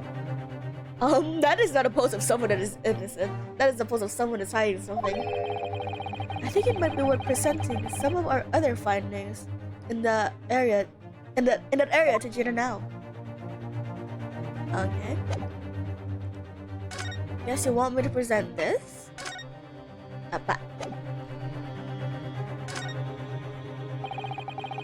Those stains on the sleeve of your new coat, Gina. They're blood, aren't they? Not that I know whose blood yet. What? Blood? Mr. Naruto!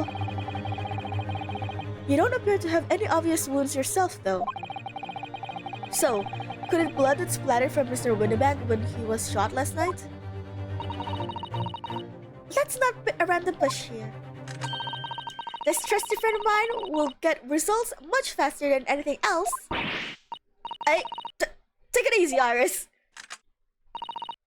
Don't move, Jimmy. I'm just going to shoot. Jesus Christ, you keep forgetting that this child is just basically shooting shit at people.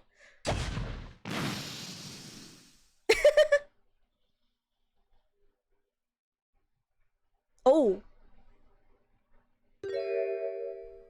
Wait. Purple?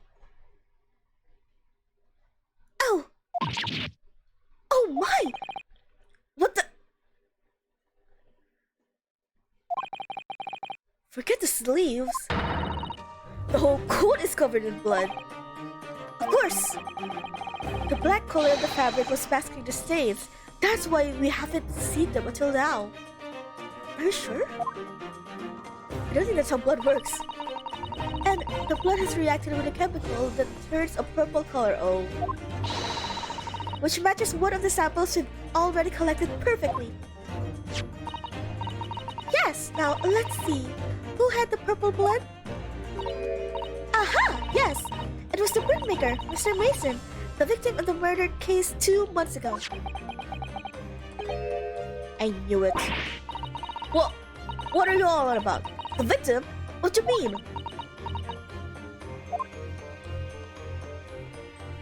Oh my god, they're all facing me. No, please, I'm scared.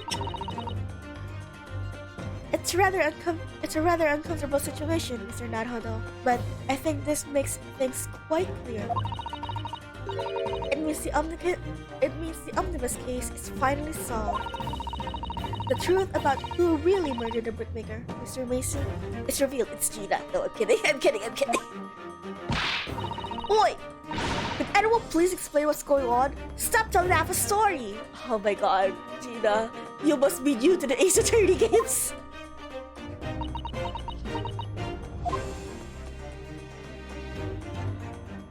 Oh, we're talking to her now. We can see now that the victim's blood is all over Mr. McGilden's overcoat. But in a trial 2 months ago, the defendant said that this in his testimony.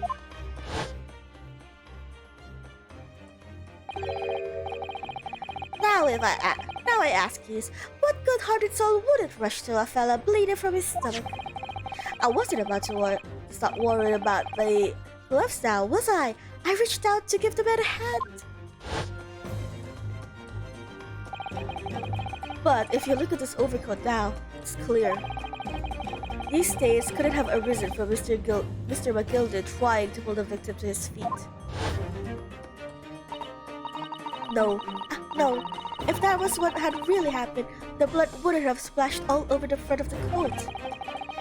The only explanation for this pattern of blood is that it splattered over Mr. McGilden's coat when he stabbed the victim in the stomach. I've tried to run from the truth for a long... really? Were you? I've tried to run from the truth for long enough. But there's no escaping it now. The true culprit in that case, Mr. Mason's killer, was Magnus McGilden. Ah, you weaselly little shit. Mr. Naruto, that horrible case is solved at last. And I helped the man walk free from that trial. I used all the twisted testimonies and all that sham evidence to prove his innocence. How could I have let that happen?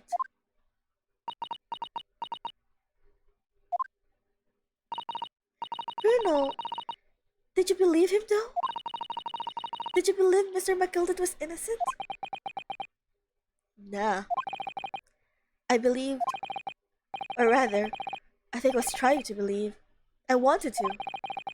Because believing in those you represent in court is a defense lawyer's greatest weapon. Fuck you, Kazuma. You got me into this mess. A weapon?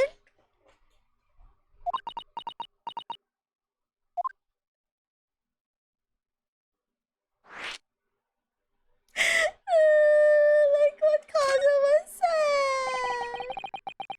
Before we came to Great Britain, a great friend of mine taught me a valuable lesson. You mean Kazuma-sama? Don't show me his face! Ah! And you played his fucking music too. I hate this game so much. No. Listen, Ryunosuke. We lawyers are only humans. We can't know for sure what is the truth and what is a lie. Which is why we must resort to the fucking music. Ah! Ah!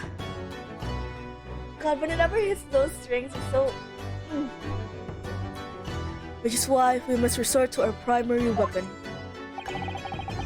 An unwavering belief in our clients. That's all we really have. Unwavering belief? He's smiling at me! I miss your smile, partner. Only when we truly believe that what our client tells us, can we fight with everything we have for their case. In any battle, there can be no victory without fate.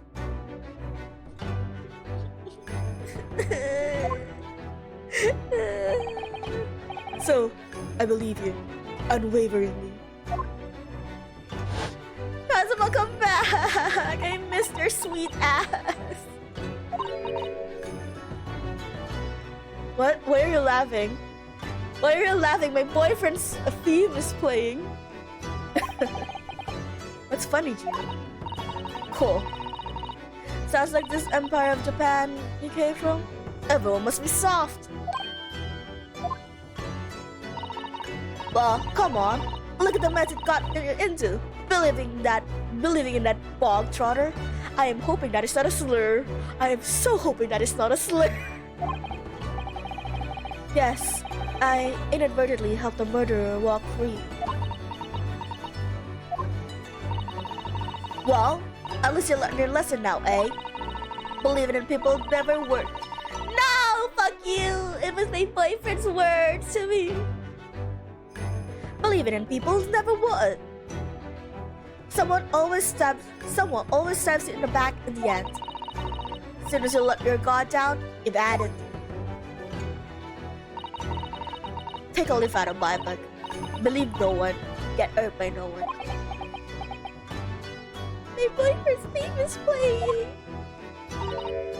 Gina, may I ask you something? What?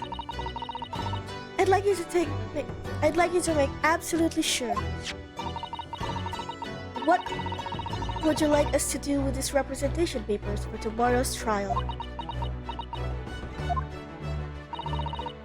How many times do I have to say it? Rip him up and chuck him away. Are you really sure that's what you want? I bet that's what you want. Excuse me? Sorry. Gina's lines take a lot out of me. Like mentally, not vocally. Because I have to like decipher what she's trying to say in the moment too. I bet that's what wants all now. Mr. I'm a believer lawyer over there. Don't forget it was me in the trial 2 months ago.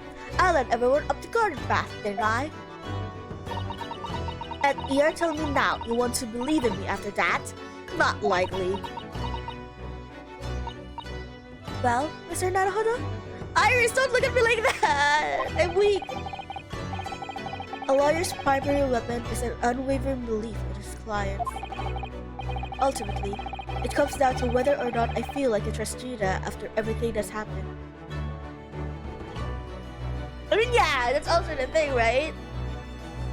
It wasn't Runo's fault. It was that case was literally thrust into him. Unlike the other cases like with Natsume and now Gina, we have a choice to represent her or not.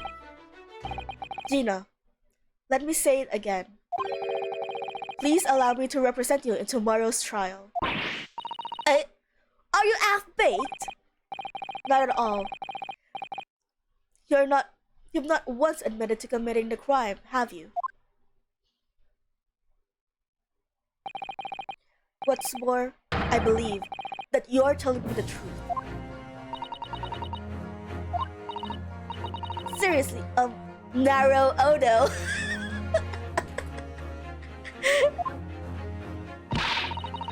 Didn't you hear all of what I just said before?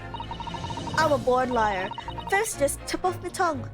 I'm a diver, don't forget. I pulled the wool over your eyes 2 months ago and got you into all sorts of trouble. Why would I ever trust me now? I just don't get it. Gina, I don't understand why you choose not to put your trust in others. But I assure you, there is more to life than you've yet realized. What do you mean? The world we live in, is full of people you would do very well to trust. People who won't ever let you down. It's true that I'm just a student of law, and I'm certainly lacking in courtroom experience. But I can promise you this. Whatever happens, and until my very last breath, I am completely on your side.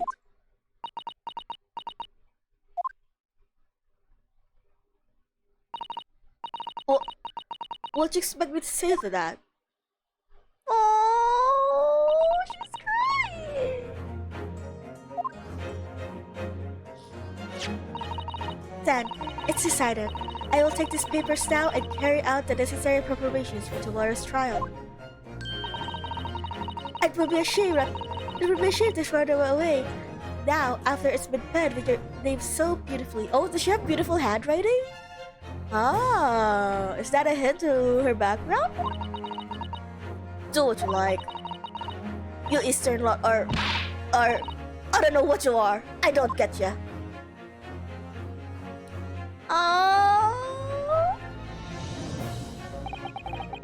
Gina's taken herself off to the back of her cell. She'd never admit it, but I hope she's feeling relieved. That turned out alright in the end, I think.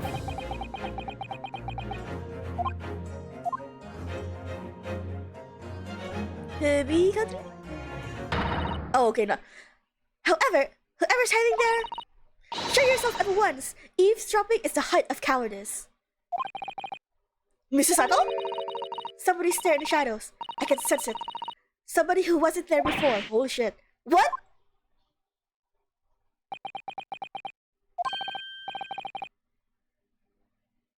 Blimey, you're sharp, eh?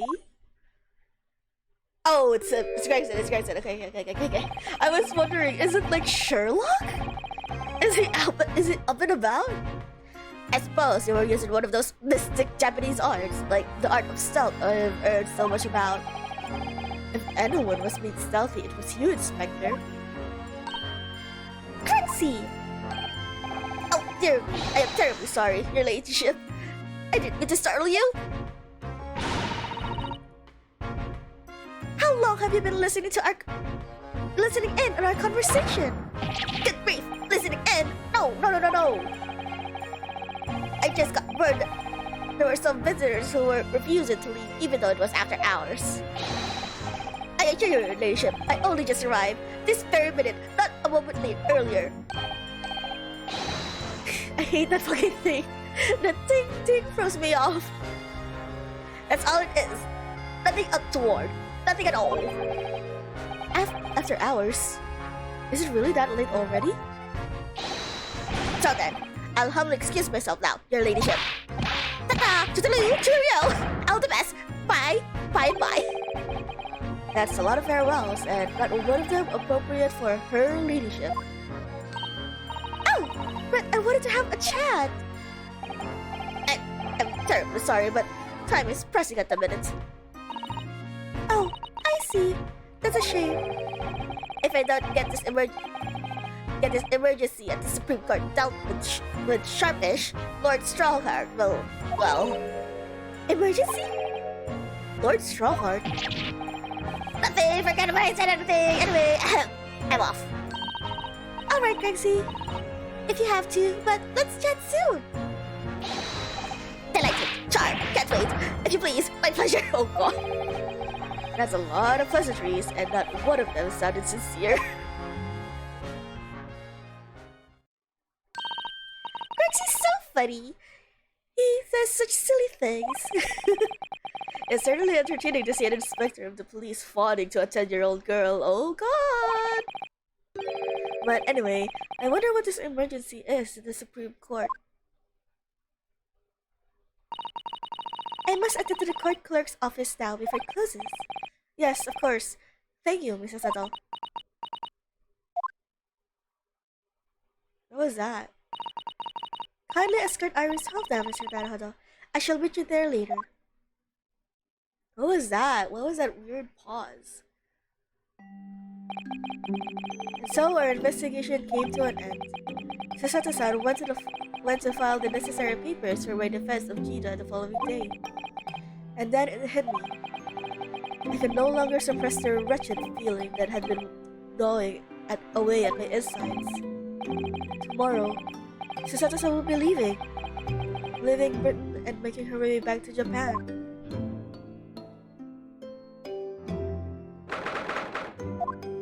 11 p.m. Wow. They've been up almost like 24 hours. Naruhodo-san, it's been a very tired day, hasn't it? I do hope you're not too exhausted. What about you, Susato-san? Today's been even more trying for you, I'm sure. Mr. Sholmes was shot before our eyes, Gina was arrested. All in the wake of the news that her father had fallen ill and that she must return to Japan at once. I hope your father recovers soon. Thank you. Thank you for your kind words.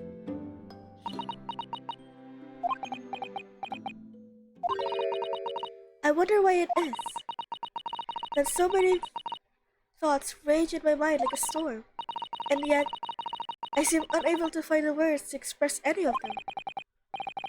I know exactly what you mean. Anyway, I have one final task to complete as your judicial assistant. Once that is done, I shall make preparations for my departure tomorrow. Oh? One final task? Task? I wonder, did anything change? What? Wait, why are these all different?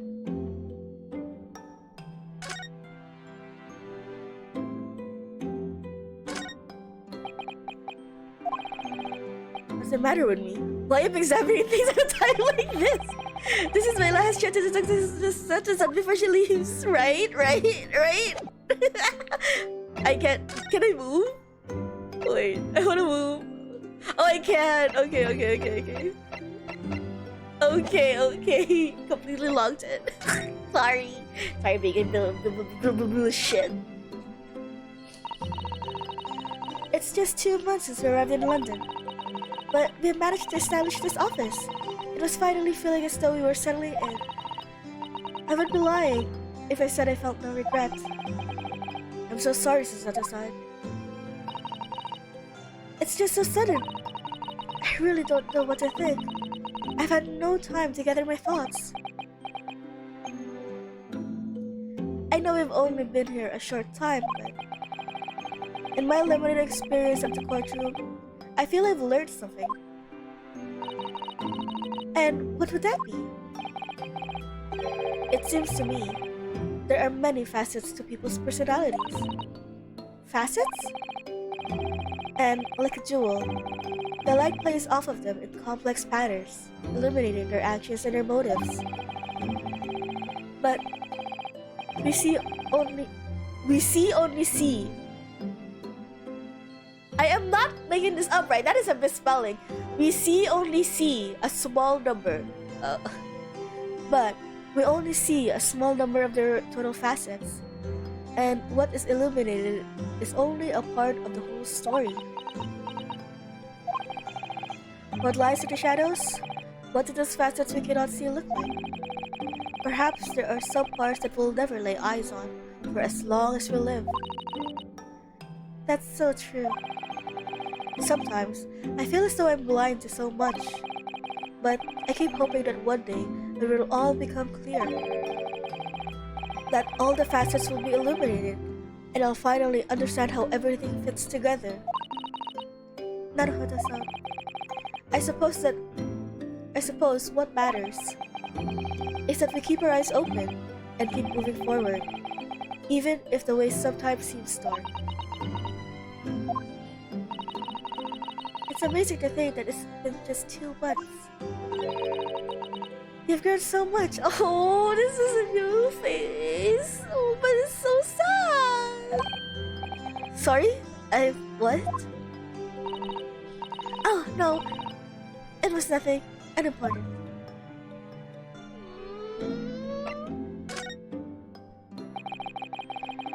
Do you know what time you will leave London in the morning? Yes, I picked up my ticket earlier. I shall be leaving here at 4 a.m. I see. Well, I'll escort you to the station. Absolutely not. Sorry? I'm sure you'll realize why I couldn't possibly let you do that. You have a very important day ahead of you tomorrow. Gina's trial. Yes, I know, but every word you utter will have the potential to determine Gina's fate. You must get as much rest as possible. Even though, like me, I'm sure you'll find it hard to sleep. But please, for me, do try. One final task? You mentioned one final task a moment ago. What did you mean? Oh my, I nearly forgot! Please, I want you to have this. What is this? Some huge bundle of documents. Is that her book? It's my notes from the case 2 months ago. The murder that was committed on the omnibus. The McGilded case. It seems to me that this case of Mr. Winneback's murder, of which Gina is accused, is very much tied up with the omnibus case in ways that are not yet completely apparent. So I took the liberty of consolidating my writings about this case for you. With everything else she's had to think about, Sasata-san still managed to do this, and all neatly laid out for me in her beautiful handwriting. It was my pleasure. I can only hope that it will bolster your case tomorrow for Gina. Thank you so much, Sasata-san. I will do my best to use it wisely. You really are the best judicial assistant in the world. Well, that's extremely flattering. But I'm sorry to say that I've been a complete failure. What? No, really? What? No. What? Sorry? I didn't quite catch what you said there. Oh, ignore me. I was just mumbling to myself.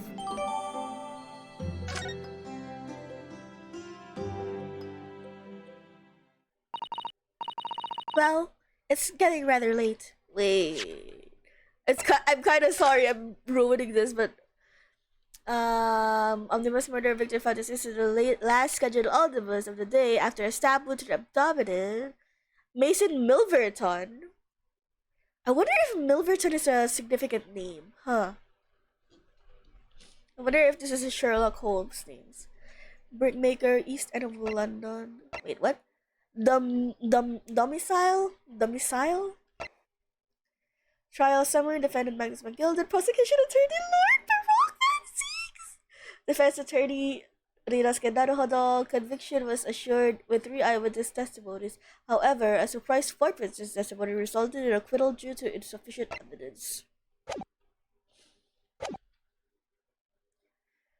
Well, it's getting rather late. I think you should go to bed now, Naruhodo-san. I must finish packing up my things in my room. Susato-san, I wish you the very best of luck tomorrow. Good night. Wait! There's something I need to say. Hey! Yes, one for the road, please. What was that? A secret technique of mine. The Sasato shutdown. Shutdown?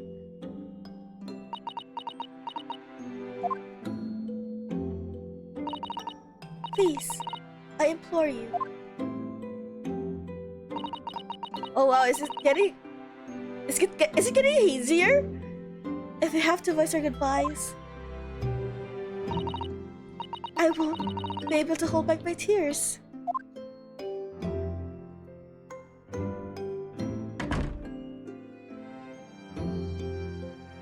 Oh no. Oh no, he's dead. Susato just broke his spine. Susato-san. Aw, there are so many emotional shit here. I can't even make a joke because I don't want to ruin the moment. It really has been a trying day. On our feet for hours, getting Gina to open up to us, and learning the truth about the nemesis of the case. Physically and mentally, I was exhausted, and yet the idea of sleep seemed impossible. But I forced myself to close my eyes, and as a cacophony of scenes of our lives here in London played through my mind, eventually my fatigue triumphed, and I fell into a deep sleep.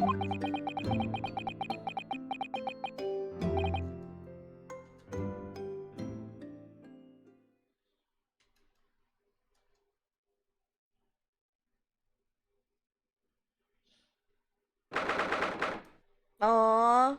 Oh wait, we're at the hospital.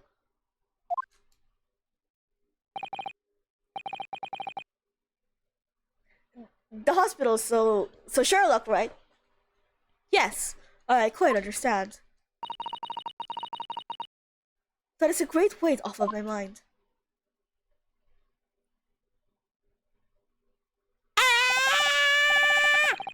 Rest assured, I shall put everything in place, exactly as we have discussed. Everything in place? What? Thank you so much. Oh wait, no, he's not speaking here. Who's this? It has been an honor and a pleasure to be acquainted with you, Mr. Scholes. Acquainted, even. On the contrary, the pleasure has been mine. I bid you farewell, and Godspeed. Wait, farewell? Is he talking to Susato? What? Oh! Who was? My dear madam, what the fuck is going on? What the fuck? What the fuck?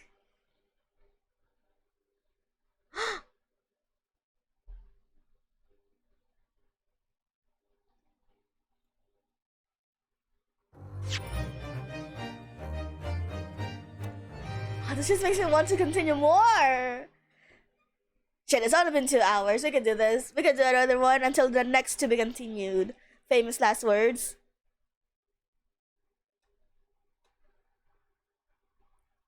Okay, sorry, I was just checking Discord because I saw I had a notification. But yeah, we're going. We're gonna go for another to be continued.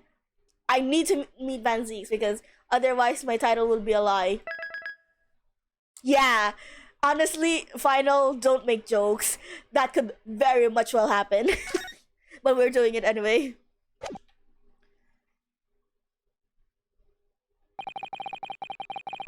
When I awoke the following morning, Susato-san was already gone.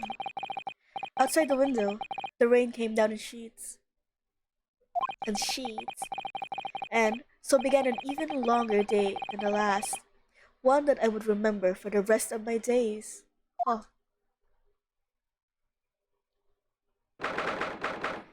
9:32 a.m.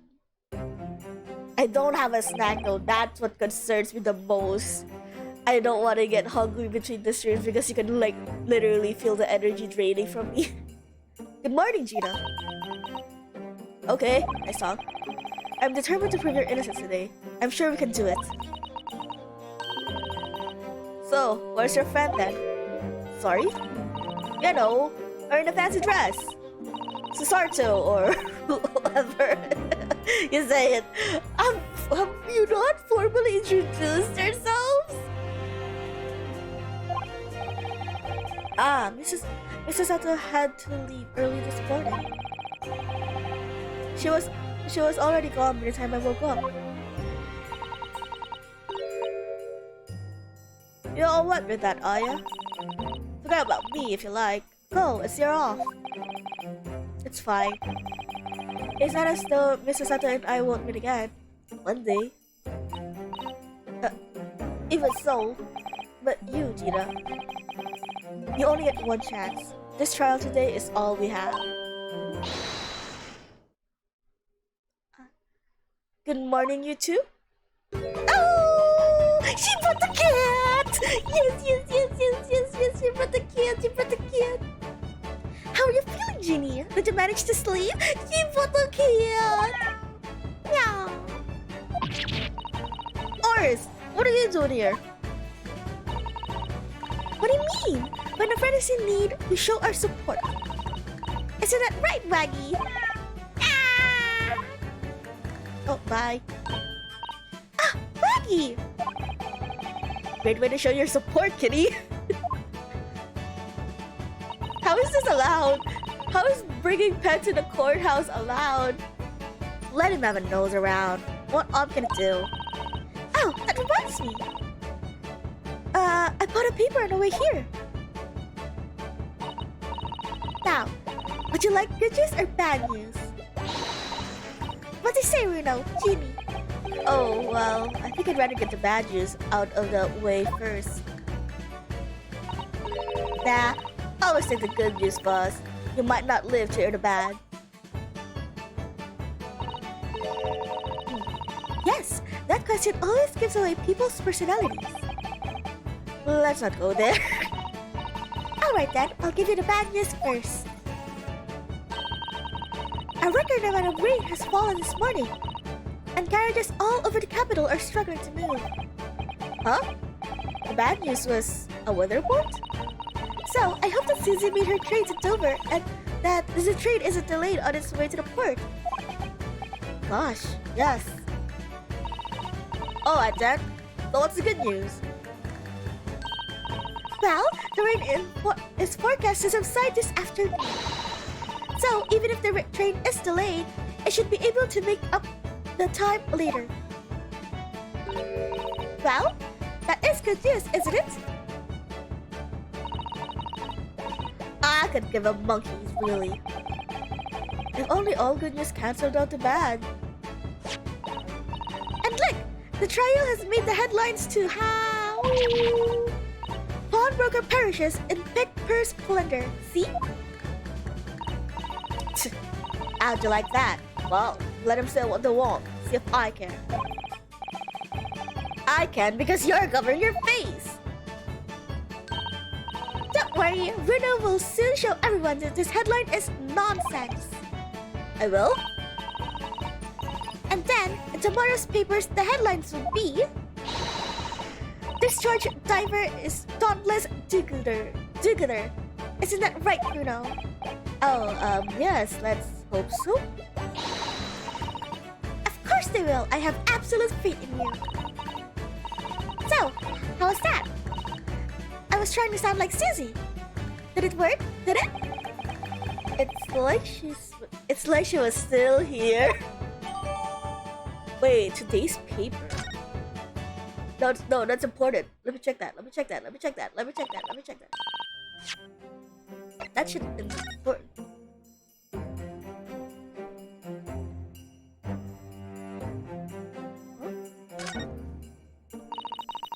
There's a sensational story lower down the front page as well. Look! Minister Mole? Classified secrets may have been leaked overseas from Ministry of Justice? For a 10-year-old, Iris certainly has her finger on the pulse of world news. It's about secret communications between Great Britain and its allies. Apparently, they're being intercepted by hostile nations.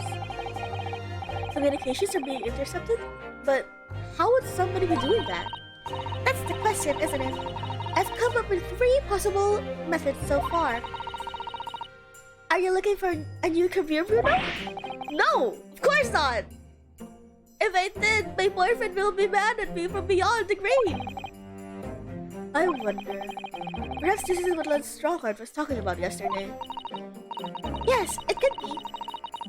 And it could explain why he has Grexy running from pillar to post at the moment. Ah, I don't know. What did this thing though say? Pawnbroker perishes and pick up Big Splinter. How awful! Virginia, I mean. And also the pawnbroker. But tomorrow's headline will be a discharge diver is not less tutor, right? Yes, something like that. If possible, I'd like to go even bigger. Bigger? How? Proud Pickpocket protects planet post-trial, perhaps? Protects planet? Ooh, I can't wait for tomorrow now. It's going to be so great. Okay. Good luck then, Bruno. I'll do what I can. Obviously, I don't know the law like Susie does, but still. You cannot go in there with a gun. You cannot threaten the judge for a not-guilty verdict. Also, can you shoot that at Van Zieks? I kind of want to see his reaction. I'll be by your side the whole time, giving you moral support and encouragement.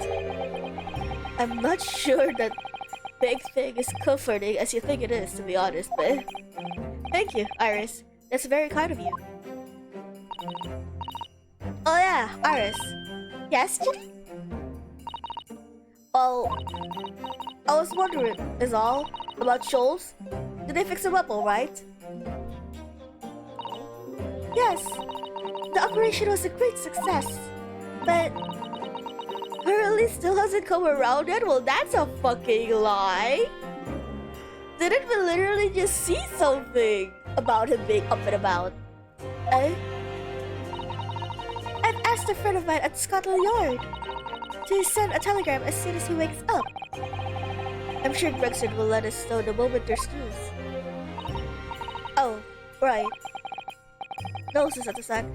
No, Susan, and no, Mr. Shoals. It's all down to me today to prove that Gina is innocent of this crime. Miss Gina Lestrade, counsel for the defense. The trial is about to begin. Please make your way into the courtroom. It's time then. Yes, let's go, Gina. Iris. Let's go, lesbians, let's go! Lead the way, Bruno.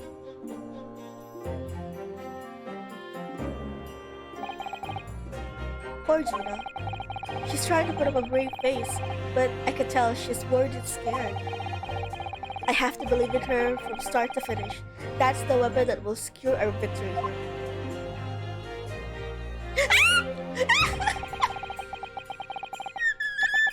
You can't just pop that on me! I wasn't prepared! If I learned anything from my great friend, it's that.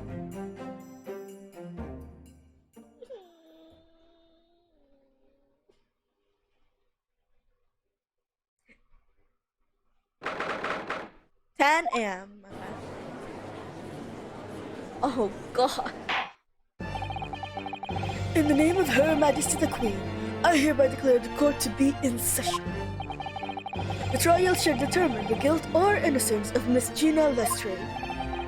I now call upon the counsel for the prosecution and defense to declare their willingness to proceed. Unwilling, good night.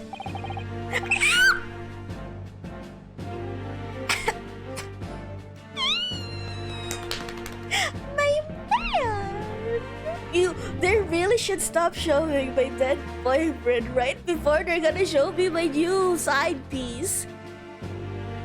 The prosecution is ready. The defense is ready. Oh no, Bruno. Lord Van Zieks. My lord? Remind me, how many years was it that you withdrew from the public prosecution service? It was some 5 years ago, my lord. Wait, why is he always here when I'm the defense attorney? Yes, and then 2 months ago, you resurfaced somewhat unexpectedly. And here you are again today. Are there some circumstances of which the court should be aware that have led to this erratic behavior? Is it because of the Japanese boy? In what one might describe as your formal life 5 years past, you dealt exclusively in matters concerned with the highest echelons of society and government. Really? Yet today, you choose to try a simple case of burglary and murder. It's because it's not about the case, it's about the cute defense attorney. I must confess I find it more than a little befuddling, counsel.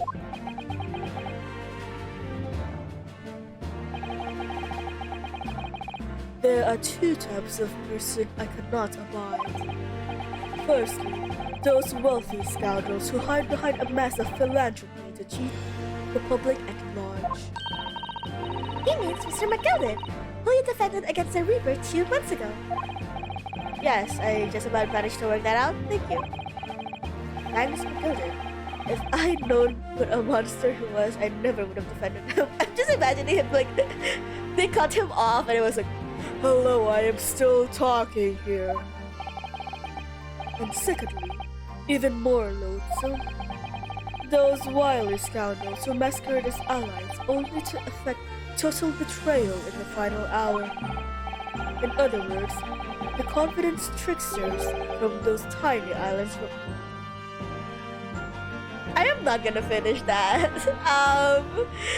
Oh god, the racism is coming off again. God damn it, man. You can't keep doing this. You're making me look bad because I'm sending for you. Stop being so racist. What? Did you really just say that? He means you now, you know? I actually managed to work that out too. Thank you, Iris. Total betrayal? What are you talking about? Yeah, you're gonna explain yourself?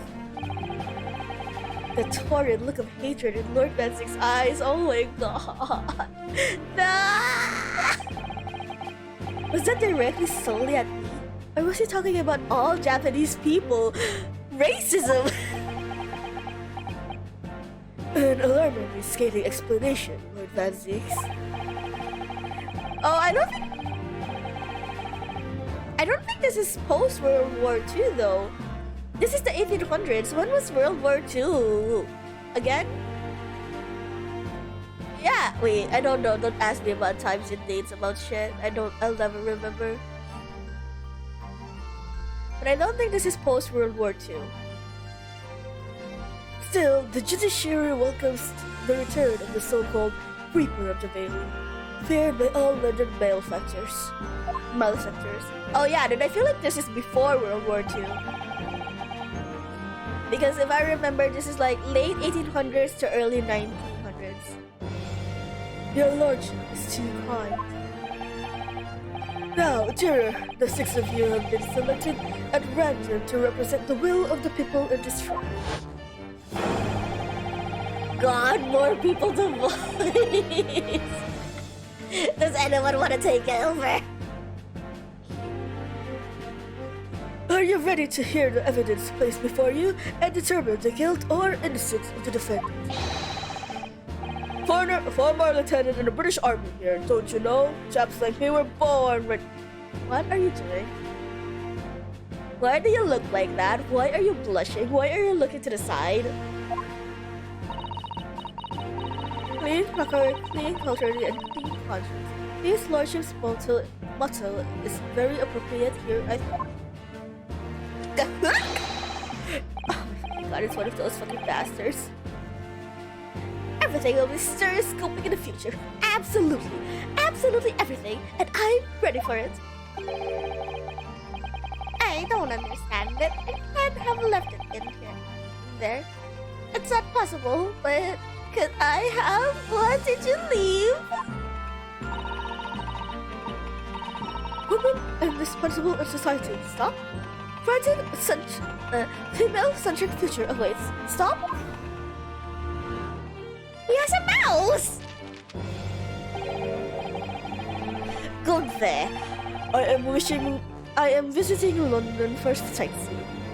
I would like to take bus to Crystal Tower, please. He has a little mouse. Also, isn't that like the Russian revolutionary from Case 2? Is something wrong, Bruno? Oh, not exactly. It's just... I'm fairly sure I recognize these jurors. Almost all of them, in fact. Really? Funny coincidences like that do happen from time to time, do they? Well, you were gone for like 2 months, so maybe they finally circled out all of the possible jurors. But it's quite strange. The jurors are chosen at random from London's 6 million inhabitants, you know? Wait, so just anyone can be a juror? Can like the slum kids be a juror? What? So I've been led to believe, but something tells me I'm being duped. Very well. Now, Lord Van Zieks, the court will call upon the prosecution to introduce the facts of the case. As you wish, my lord. Allow me to begin with a word of warning to the ladies and gentlemen of the jury. In short, That pretty little point of yours. there has never been a more self-evident case of cold-blooded murder. The victim, Mr. Pop Windebank, proprietor of a pawn shop on Baker Street, was shot from behind and died instantly. The prosecution presents this photographic print of the crime scene. He was shot in the back. As the court will observe, there is a single bullet wound just below the gentleman's left shoulder. The evidence suggests that the bullet pierced the man's heart, resulting in near instant death. Moving on to the findings of Scotland Yard's coroner, his report states that the bullet entered the body on a rising diagonal trajectory. And what's that supposed to tell us? It means the victim was likely shot by someone significantly shorter in height than himself. Someone like the accused, you might say. Oh! The prosecution wishes to present the autopsy report and crime scene photograph as evidence, my lord. Indeed, the court accepts. Hand them to the bailiff, please. I wanna wee.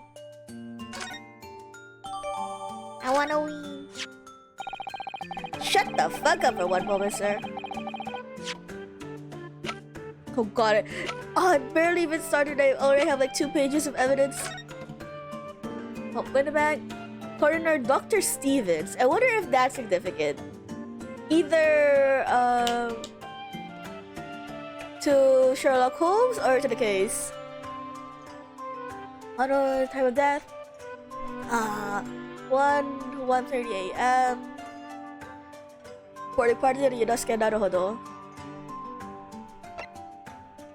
Postmortem finding single bullet wound in upper half of victim's back. No other visible signs of trauma. Autopsy findings instant death from the posterior arterial bullet wound. Fuck you.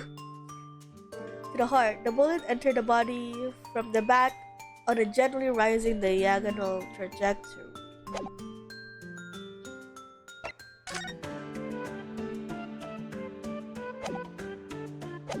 I believe there was anything there. Now, I ask the court to turn their attention to the plan of the establishment where the incident occurred.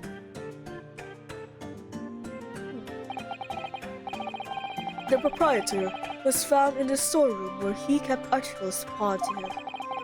The windowless room was a single point of entry, a door to the main shop that was found locked. In this sealed chamber, there were only 2 persons present. How did she like lose her consciousness though. I wonder how she passed out. The victim, Mr. Winterbank, and the accused. Oh sorry, wrong tones. It may further interest the court to know that when the accused was discovered at the scene, she had in her hand the gun used to fire the fatal bullet. Well, that's it is then. Nothing more to say. Isn't that the little girl a pickpocket? She's one of those filthy drabs that live in the slums of the East. Oh well, it was only a matter of time before she got blood in her hands then. What are the jurors waiting for? The girl's guilty as well! We can't jump to conclusions here. We mustn't assume her guilt because of what she has to do to survive. God damn it! My learned Nipponese friend. Oh, why is there... Oh, sorry, I hit the mic. Why is there, like, a dot between the friends now? What did I do? Why did I lose the right to be called friend unwaveringly? It is you who mustn't jump to conclusions. The prosecution has barely begun presenting its case. Oh shit. Oh, fuck.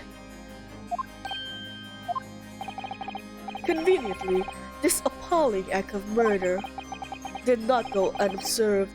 There were witnesses. Good gracious! After their testimony, this girl's true nature will be exposed.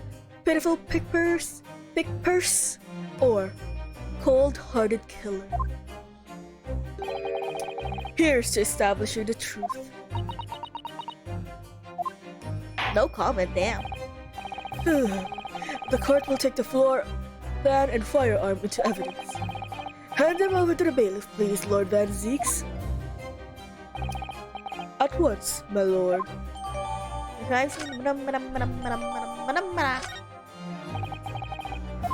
Sorry, this isn't good.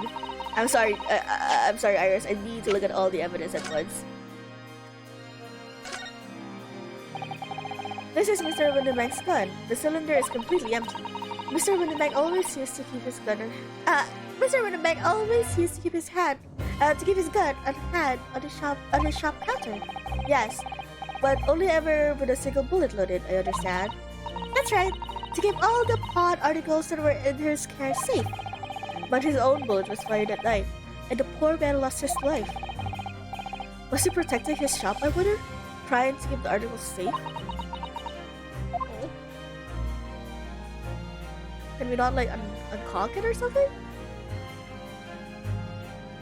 Is the chamber the only thing we can look at? Okay. And the floor plan. Let's see. Whose signature is this? Is this Van Zieks' signature? I feel like the mood here has turned very gloomy all of a sudden. Oh my god. She's why are we at? I don't want to stress the child out. I think that's because it has. Wow! Off the gun already! We just started, man! Woo! Woo! Woo! Woo! It has gotten hot in here all of a sudden. I usually does that like at the half point of the cases. Holy shit! Already at the beginning? That Zieks, it's too much. You're so generous. Let us begin. Bring forth the witnesses to the foul murder of Mr. Pop Winterbanks on 16th April of this year.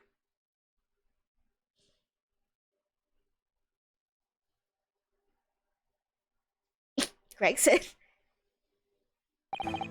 Witnesses, state your name and occupations for the court. Oh shit, what voices do I give this? What voices do I give these little buckers?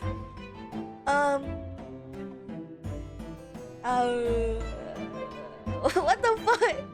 I'm trying to like look at them, but nothing is coming up in my head on what voice I should give them. The name's Nash Skulkin. Occupation is Patty. Professional Patty. My name's Ringo Skulkin. Operations same as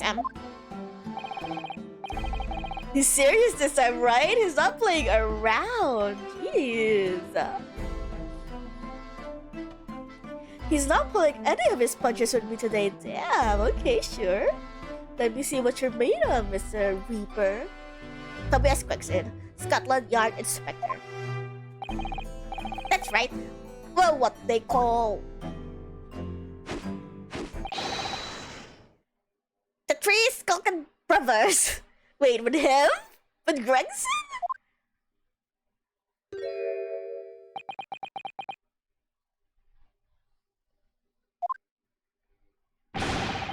What are you looking at me for? Don't lump me with you lot. Cold barley, that's cold. Don't you know what we're doing through? What we're going through? It's our older bruv. Lost contact with him we have. So, we're scouring every shady corner on Capital. Oh god, that's so hard to like move back between their voices. I should have chosen a different voice for these assholes. And then last night, we came across you, the very spit on a bloke. Ain't that right, Ringo? Hey, AA's, Ash, AA's, at the very spit of him. So, we decided that what the fuck is that? Oh my god, I'm looking at the text boxes, it's not making any sense. God help me here. So, we decided that, and then, what we was gonna do, we was gonna call ya. Big breath Skulky. Come on, leave it out, you two. Sulky Skulkin? And that's before he's ran out of chips. Well done, Inspector Sulky. The judge has a sense of humor, I'll take that. Begging your pardon, my lord, but the name's Tobias. I didn't know. Nah, you're Skulky now. Nah, that's your name now.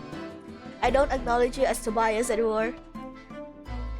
What I would like to know, Inspector, is what you are doing in the witness stand. The Skulkin brothers are currently under arrest, my lord, on suspicion of theft. Ooh, thieves are they? Thieves for you? No, my lord, begging your pardon, but please don't know none of them, alright? I didn't even question when he said 3. I just accepted it. But I forgot he's not part of them. Oh shit, it's rubbing off on me. 2 nights ago, these brothers illegally entered an establishment with intent to burgle. And, in the course of their nefarious activities, they became embroiled in a far more sinister crime. Okay, so... is no one finding it fucking weird here? That you're accepting witnesses that tried to steal from the shop. What if, throwing it as a wild guess, what if these two were the ones that killed the pawnbroker and then their testimonies were all about me pinning it on Gina? Why are they considered trustworthy? Van Zieks, what the fuck? They have all the reasons to lie about their involvement in the case. Why is he here? By Jove, you mean to say. What an extraordinary coincidence. Indeed, my lord. While attempting to bulgarize the pawnbroker, they witnessed the proprietor's murder. And you can't even say they don't have a gun! They literally shot Sherlock! Literally, why are they the witness here? They had all the reason to lie about the case. What if they're the ones who murdered the pawnbroker? What the fuck? Oh wow, there's a huge box. Hold on! The various trespasses of these brothers is not the subject of today's proceedings. I'm fucking though they will naturally face trial in the very near future. With your lordship's permission, I'd like to remain in the stand to keep these gents on the straight and narrow. Of course, Inspector. Skeptical as I am about the caliber of these witnesses, I will permit them. Why? Why though? I know. Should was it? And Ryunosuke already like reported to the police, right? They already had his statement. They know for a fact that they shot Sherlock. So that basically puts a gun in their hands. Like, sure, you can argue that yes, Gina having a gun in her hands is still a subject of contempt, but why? These two, though, are considered trust. This is hurting my brain. This is making me upset. Mr. and Mr. Skulkin, you will now testify before the court. Oh my fucking god, and now I have to read for them. Describe the events of the night in question and what exactly you saw. Happy to. Cause a skulkin's never skulkin'.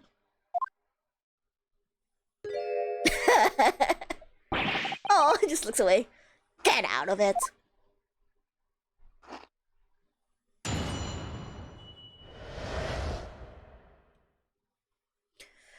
I really don't want to take their testimonies because I fucking know they're gonna be lying. We was walking down Baker Street in the small hours and gaff doors was ajar, see? It was like some kind of sign, begging for us to go in, it was. But once you got inside, cool, blimey, love me. We heard a gunshot from the back room. We went to see what was what, but the door was locked from the inside. We never done nothing, governor. We never took nothing. We just left after that nice and quiet. You shot someone. That is a complete objection. You shot someone. A terrible coincidence, it would seem. At the precise moment this miscreants entered the property, an even more sinister crime was afoot. The witness testimonies is consistent with the crime scene in every detail. Van Zieks, I love you, but I'm fucking judging you right now. Why you think these guys are worthy witnesses? Oh fuck. The door providing access to the storeroom from the main shop was indeed locked from the inside, and within, only the victim and the accused were found. I must say, it does appear to be an overwhelmingly simple case.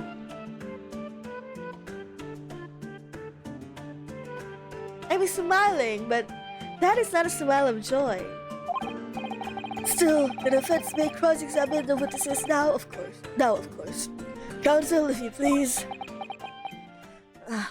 Why are you arguing the fact that they cannot be trusted? They literally shot someone too! Oh. Counsel? Yes. What's the matter, Bruno? Sorry, I was just started to silence for a minute by the blatant lies being told by the parent to stand!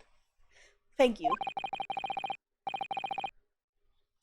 I know that it's all nonsense, because I saw it with my own eyes. I'll just have to expose their testimony for the pack of lies it is. Didn't you already make a police statement though? Can't we just pull that up and...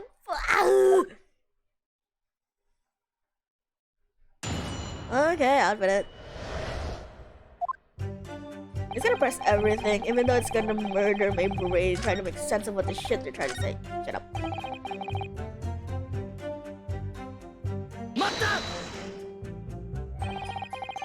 The front door of the Max was ajar, you say?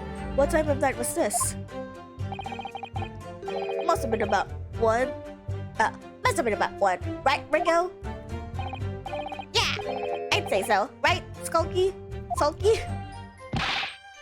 How would I know? The place would have been shut at 1 in the morning, just like every other shop in town. Well, it was pitch black inside. It's true, ain't that right, Ringo? It wasn't. There was literally light. That's how we found out that something was wrong, because there was light inside of the fucking pawn shop. I'm not so sure, Nash. I seem to remember a little light burning inside. Okay. What say you, Skunky? Me old mucker? Old? Leave me alone. There definitely was a small lamp burning inside. That's what alerted us to the situation in the first place. Okay, there it is. And when these gentlemen ventured into the open establishment, the accused, Miss Jenna Lestrade, already had the muzzle of her gun trained on the unfortunate victim. That is pure conjecture. Huh, perhaps, but it changes nothing. Okay, so when I make baseless accusations, I lose a life, but when you do it, it's fine. I am not having a good time. These brothers inadvertently wandered into the middle of a cold-blooded murder. Simply because they found the door of the victim's establishment open and ventured inside. Right, that's what happened.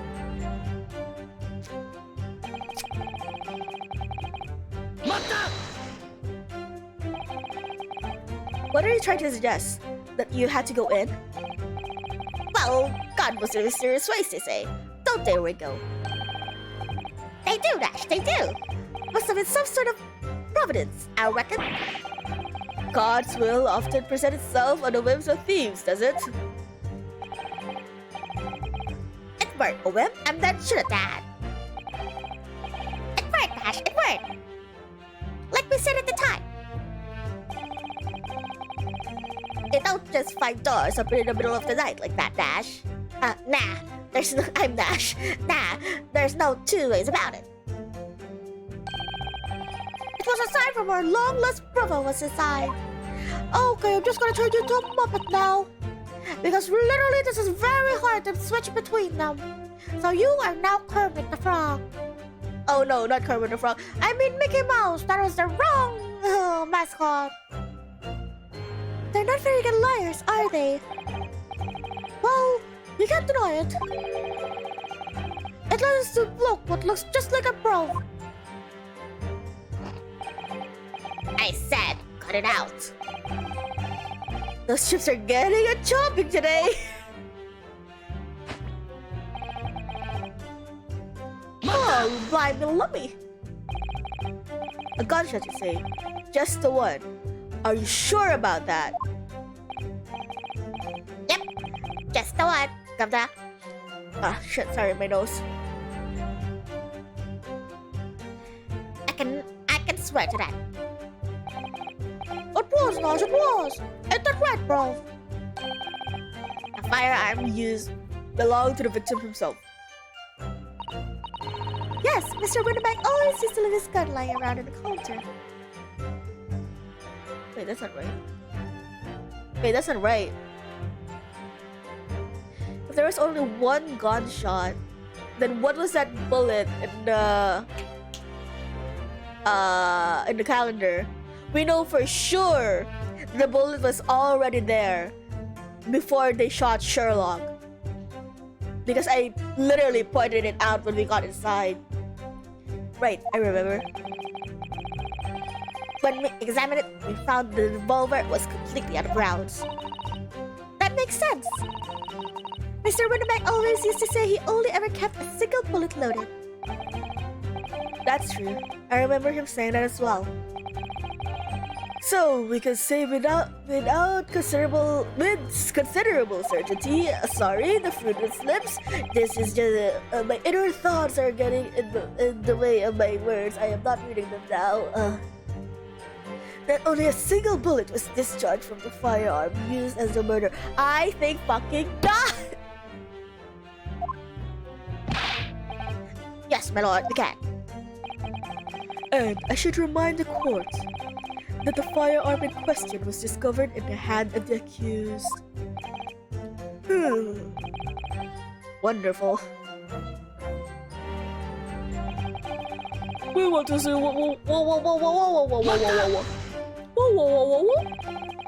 Do you mean the door between the main door and the storeroom?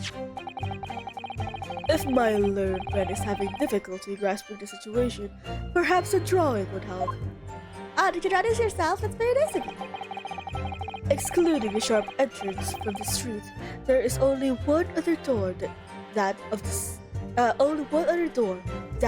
storeroom. Gosh, there were only a little lamp burning. That's what to see by. And the door, was hidden behind a curtain. Oh, that's right. When we arrived, the door was mostly obscured by the curtain. Tell me, why exactly did you try to open that door? Any normal penitent would run at the sound of a gunshot, I should think. Oh, well, your turn to Rabbit Ringo. Oh, nice. Yeah. I suppose you did have to say the ain't normal, eh? Broadly speaking, humans respond in one of two ways on hearing a gunshot or scream. The timid flee, gripped by fear, while the courageous investigate to see if they might help. Do you really think these two would try to help? Bad Zieks, for the love of God! These gentlemen are of the... Alright, somehow I just proved that I was the coward that night. Thank you, Counsel. So I believe we all understand that the door was locked and could not be opened. Proceed, witnesses. Oh, for God. Okay, so here at the moment I'm not believing that Bad Zieks actually buys their story. What I'm choosing to believe here is that he is purposely like ignoring facts just so it makes his prosecution better. I don't think he's actually buying any of this bullshit. You didn't do or take anything. Is that your story? Well, it was a bedlam suit as for it. Bedlam suit as for it. It was as it was. Didn't even have time to pull me Zieks out me Lucy lockets. And because he hates Japanese, I guess. I mean... okay, sure. Is it because I defeated him in the last case? Is that his reason? But still though, are you like a good prosecutor if... I mean, yeah, basically. Part of the prosecutor's job is to like defeat the defense. Okay, fine, sure, I guess. So, with no time to take your hands out of your pockets, you just left. Nice and quietly, you say. That's right, Governor. Nothing we ain't more than violence. Peace-loving nibblers we are, not bloodgers. We are, Nash, we are. Never even pulled my Zieks out my Lucy lockets. So, you'd clearly like us to believe. Hey, come again.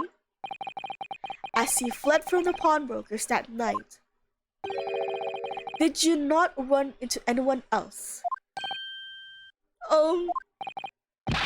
And did you not fire a gun at that person? Saints alive! They fired a gun, you say?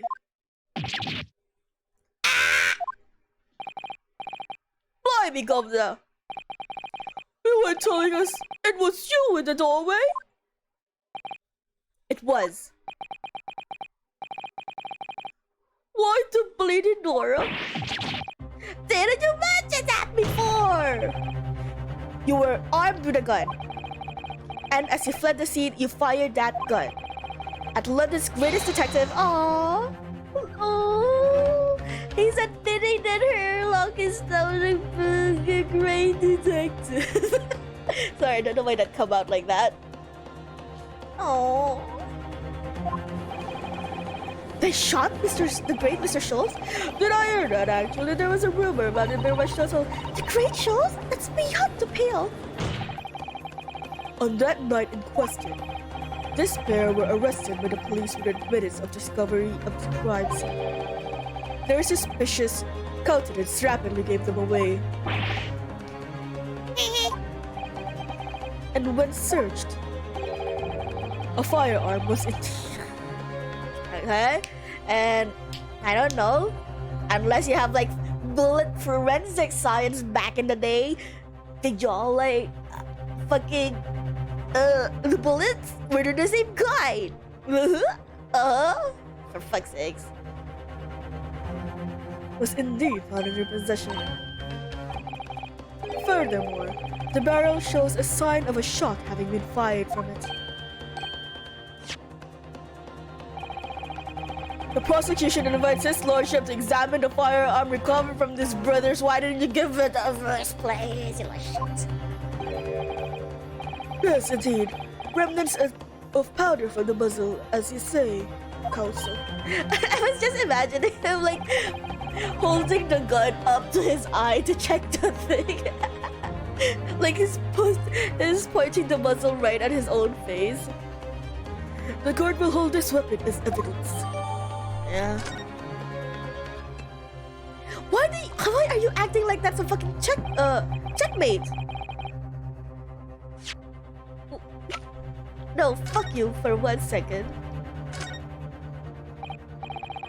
So, there's ammunition still loaded in 5 of its revolvers. 6 cylinders. Oh, that doesn't make sense either. Okay, that doesn't make sense either. Because I was expecting it to have like 2 missing. For like 1 in the calendar and 1 in Sherlock. Yes, which tells us that only a single shot has been fired from it. Exactly. The bullet that hit Hurley, in fact, isn't it? Yes. It happened almost as soon as we walked in with the bank's door. I'll make the Sprinter's pay. She has a bigger gun. Oh my god. The fact that they didn't follow that up with a reaction.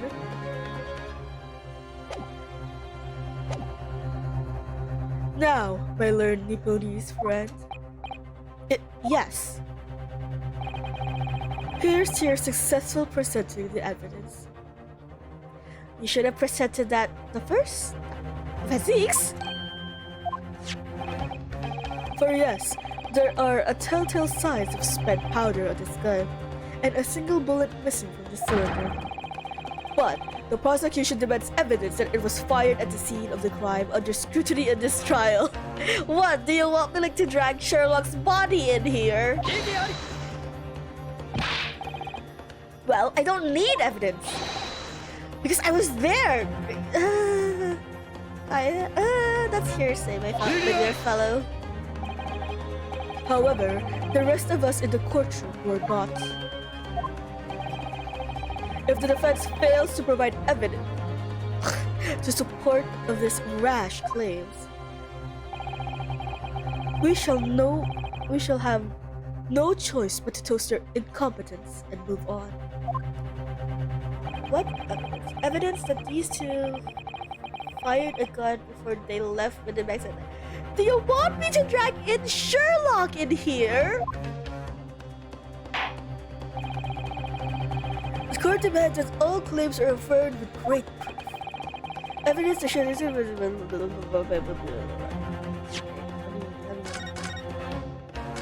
Let me just save.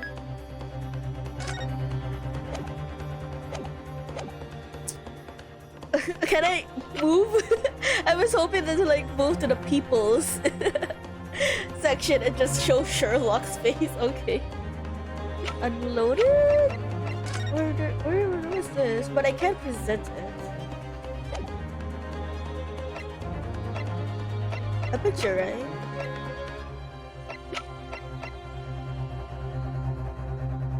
The only thing that has something to do with like a gunshot here is this.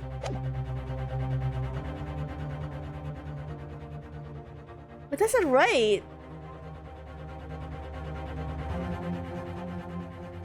But that's not right though. Because if I do this, this is gonna contradict with the fact that they also shot Sherlock. But I don't have anything else. Should the autopsy report? Not the newspaper, I would think. I don't have the. But I still have this. Get rid of it. I can't present any of the pictures here, so I'm just gonna show this, the picture. No, but this doesn't make sense. This isn't what they're trying to prove. Am I right? Okay, I saved anyway, so let's just present it. The evidence is this. Okay, he looks confident. Okay. You perplex me, Council, by looking so pleased when you're just... Okay. Shut the fuck up for 1 second. I'm kind of pissed with you at the moment.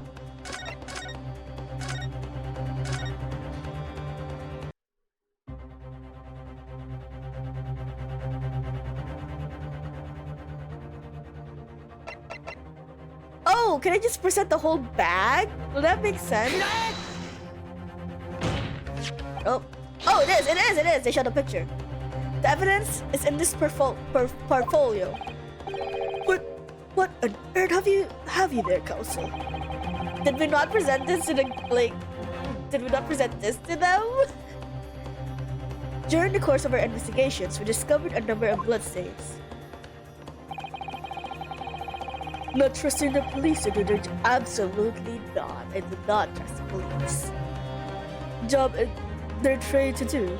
How arrogantly the police are. Well, anyway, we analyzed all of the blood samples we found and recorded the results in this portfolio. And you claim to have evidence the court is demanding therein? Yes, my lord. No more delay, Council. Present the... Okay, that was kind of fucked up.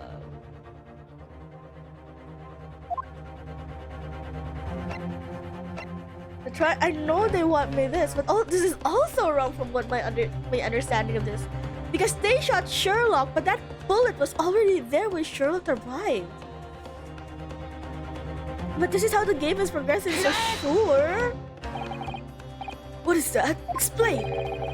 It's a photographic print taken at Windeback's pawnbroker at the day of the incident. From the scene of the crime, is it? Is that a bullet hole? And if my eyes do not deceive me, it appears the bullet is still lodged in there. Yes, as your lordship noticed, the bullet pierced Mr. Windeback's calendar. The date shows being the 16th of April, the very day of the pawnbroker's death. The incident occurred at 1 hour after midnight.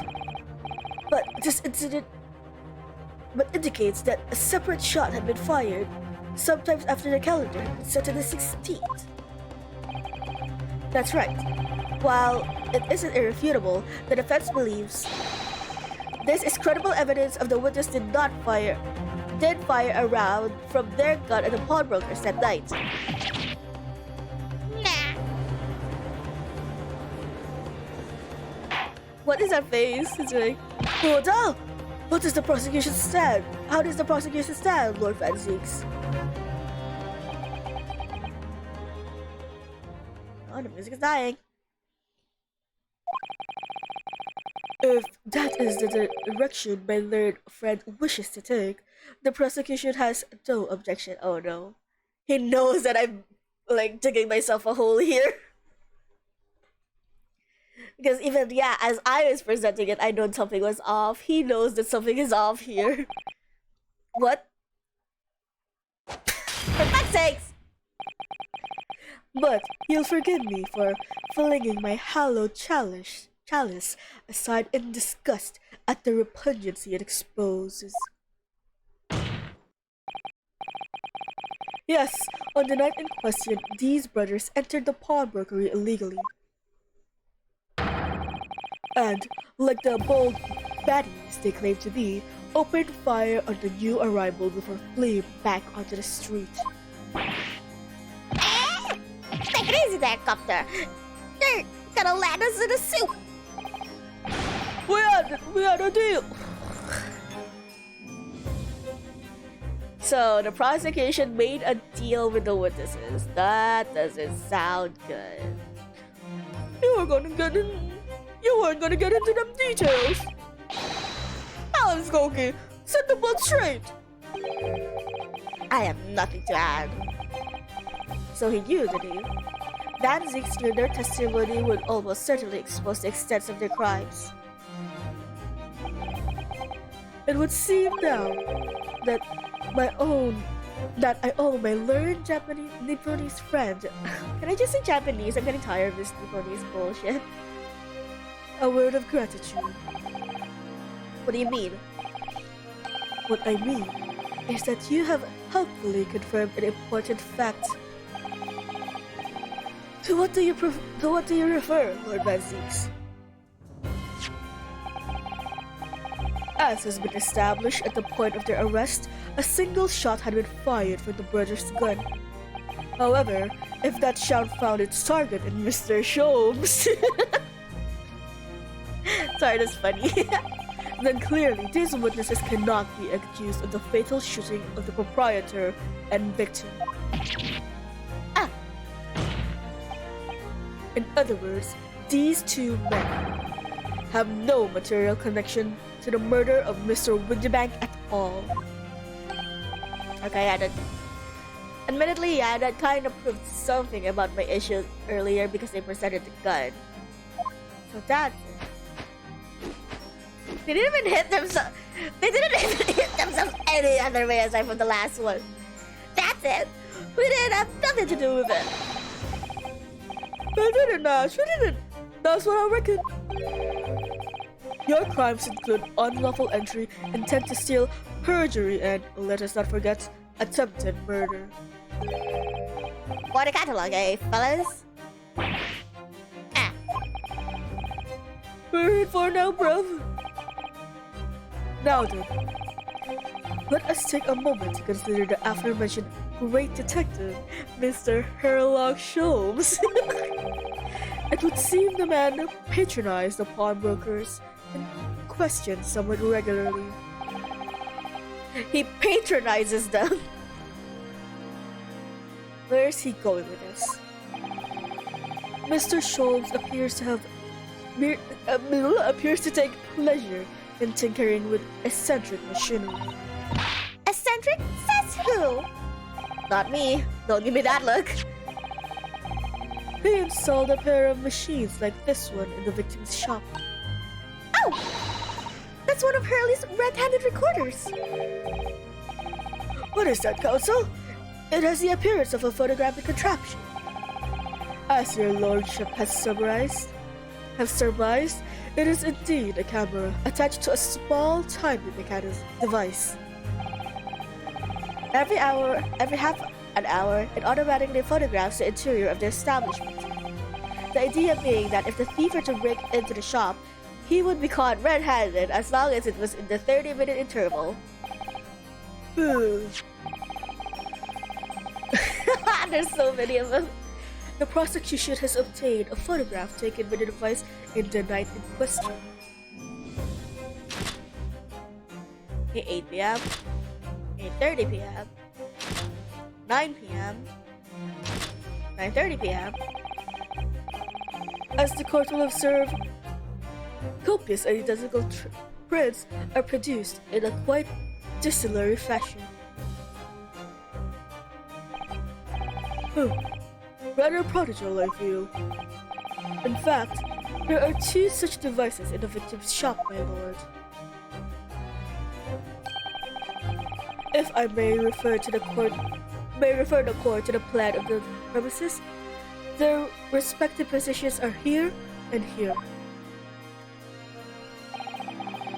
You say this camera is produced a print every half hour. I'm afraid I fail to see how that would help if the anticipated thief conducted his activities in one of the many 30-minute intervals. One can only pray that the would-be criminal lingers, my lord. On the night in question, the witness currently in the stand were not caught on camera. Hehe, the It's a bit unfair, son Abram. Lady Luck loves us skulking. What is this? At what time did your trespassing begin? I must have been just after one, right, from? Must have been Nash, must have been. Yeah, just got now. Just got woke. In which case, minutes before these brothers entered the establishment, what scene might we expect to see within the shop? Let us examine the evidence. Oh no. Oh no, Gina. Gina. Oh no, why? Good Lord! It's the defendant, Miss Gina Lestrin.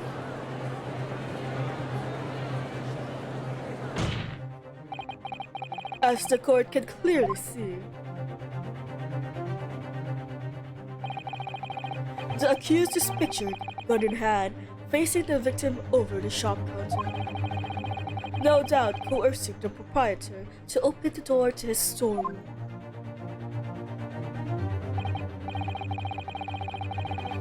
Quite! One can only easily imagine the events that unfolded.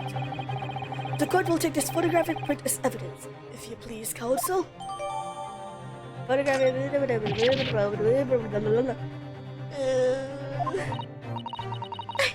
don't believe it. Jeannie.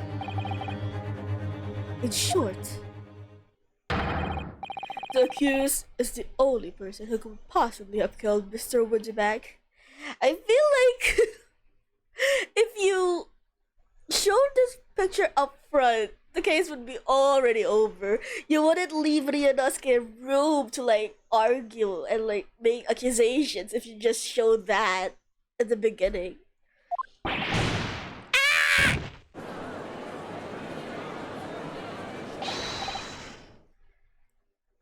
I say, my lord. Yeah, I knew. It wasn't. I wonder if I might put in a word at this point. Go ahead, Mr. Foreman.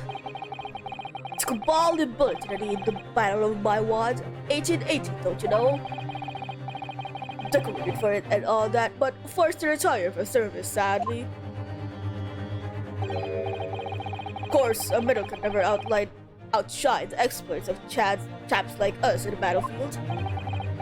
Yes, Mr. Foreman, and what exactly is your point? Carried on the battle after retirement, you see?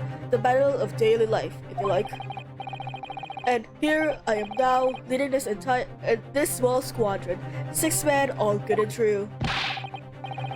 And we'll all go down together. You mark my words. One for all and all for one.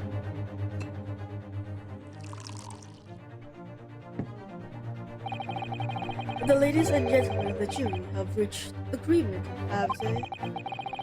Is that what we are to understand? Well, Mr. Foreman, is that correct?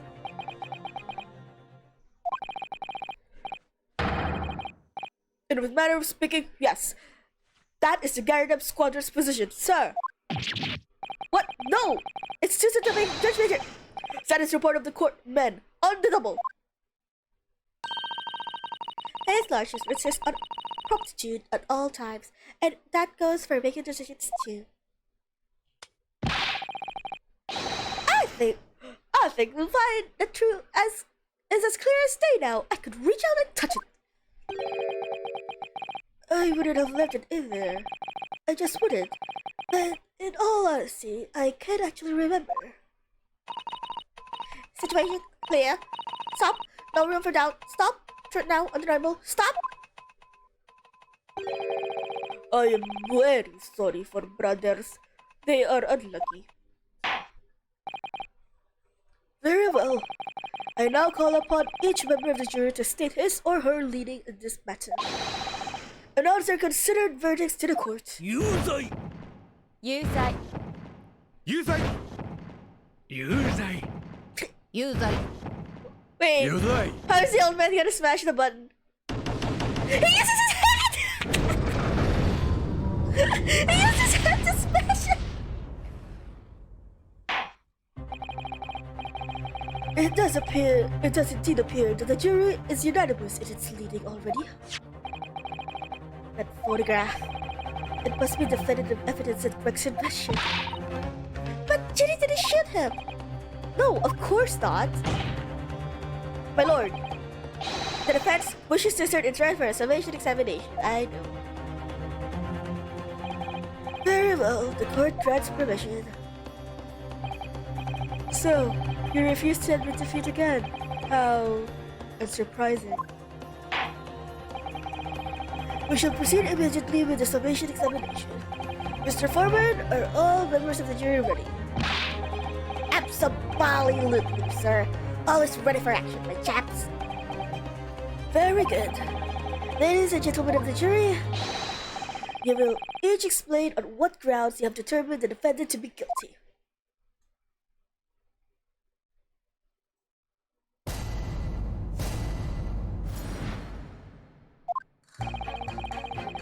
All the evidence clearly points the finger of guilt to this young pickpocketeer. As a housemaid, I should like to see all filthy eyesores promptly and rigorously eliminated. I think we'll find that if you look at the photograph in stereo, the truth will just pop out. If I have left it in there, I should think there'll be repercussions, Maybell. Blank it up, stop! Global racial transition, a verdict to follow, stop! In motherland, we say never judge my clothes, judge my head. I am convinced. Brothers are innocent. They have attempted murder. The circumstances of the crime and the evidence do indeed implicate the defendant rather comprehensively. The storeroom locked from the inside, in which the victim and the accused were discovered alone, and the accused had the fatal revolver, and the firing of which was heard by these witnesses. Not to mention, the sprite! Oh shit. His voice. Oh fuck, I gave him the Gregson voice. Taken from the chap who's seen action in the battlefield. That young girl's on the verge of pulling the bally trigger. Oh yeah, her finger is on the trigger. Shit. Thanks a lot, Mr. Scholes. Even in death, he is a problem. Oh dear, Hurley's cameras were supposed to help, not hinder.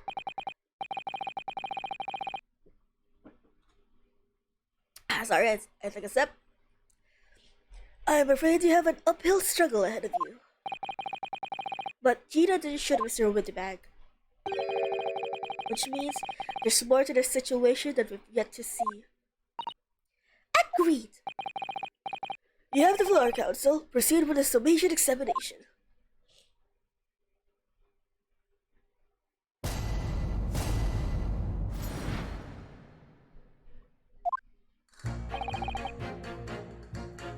Okay, I feel like this is another thing where I have to press all of them to get new information from them.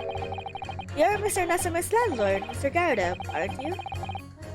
We really must stop meeting like this. No comment. Ah, you're the lawyer chap. Well, there's a turnip. Oh god, what? Oh, my voice. I have no control over my voice at all. Ah, you're the lawyer chap. Well, there's a turn up for the books. Yes, rather a turbulent time we had back then. Some extraordinary events took place at your house, that's for sure. Luckily, Mr. Schultz and I were able to get to the bottom of it all. I think we did rather a lot for you, didn't we? Blackmail? I mean, obviously.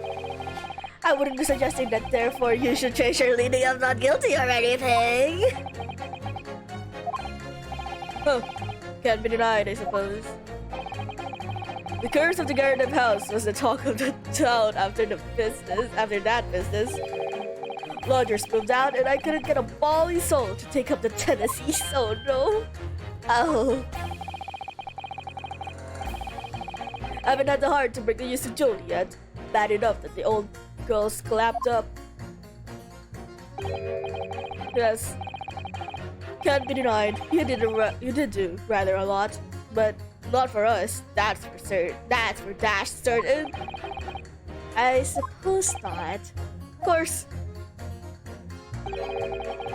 there can be no suggesting that being the reason I'm leaning towards guilty. Obviously, But honestly, I really wish you'd pay more attention to the trial and less to your number 2. huh? 待った Polishing the bench, I see. Again. A maid's work is never done, but not a blemish must remain. What exactly do you mean by filthy eyesores? My way to market for his lordship, I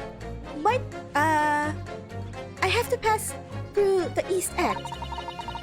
The place is full of beggars, pickpockets, and crossmen, the scum of the earth.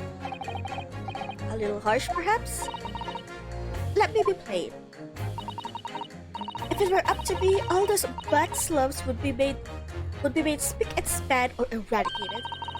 At least we have people like the great detective working to achieve those important goals. You're referring to Mr. Herlock Schultz? That's right. I like to keep abreast of his exploits by reading Rand's magazine in between my duties.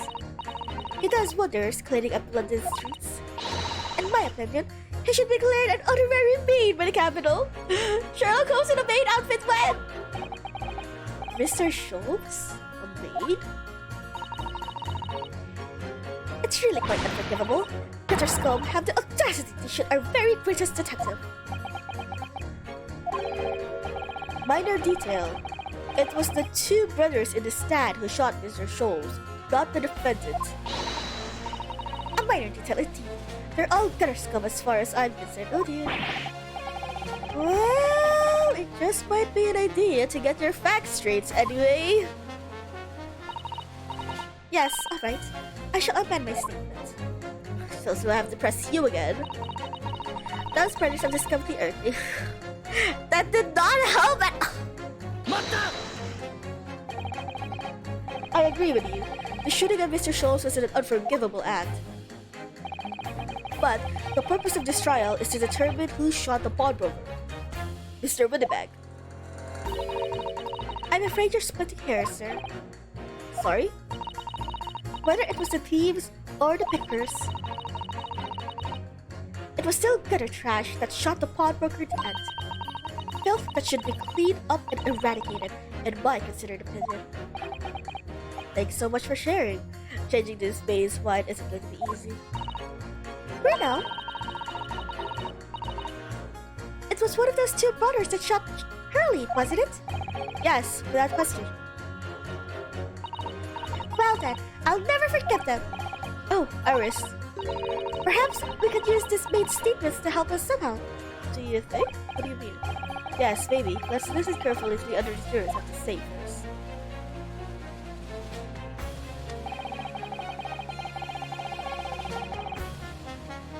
What is that? 待った What do you mean? Look into the photograph in stereo. Sorry? What? Don't you know? If you look at the photographic print normally. Okay. And listen to the pickpocket girl is about to shoot the victim of it. 逃げあり But there's no indication that the defendant ever fired the gun. All I'm saying is that if you look at the print, if the same print in stereo, it will reveal all sorts of new information. Like what? You're trying to make me cross my eyes again, but what? What is off?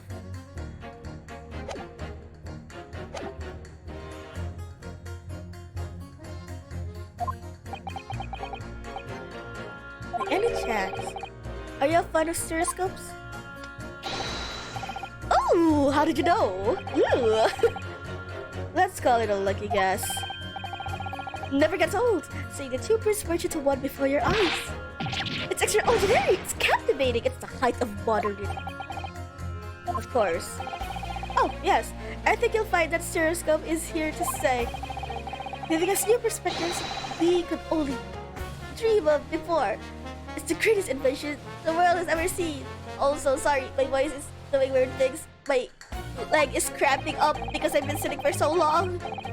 In the same position. Ow, ow, ow, my leg. Ouch, ow.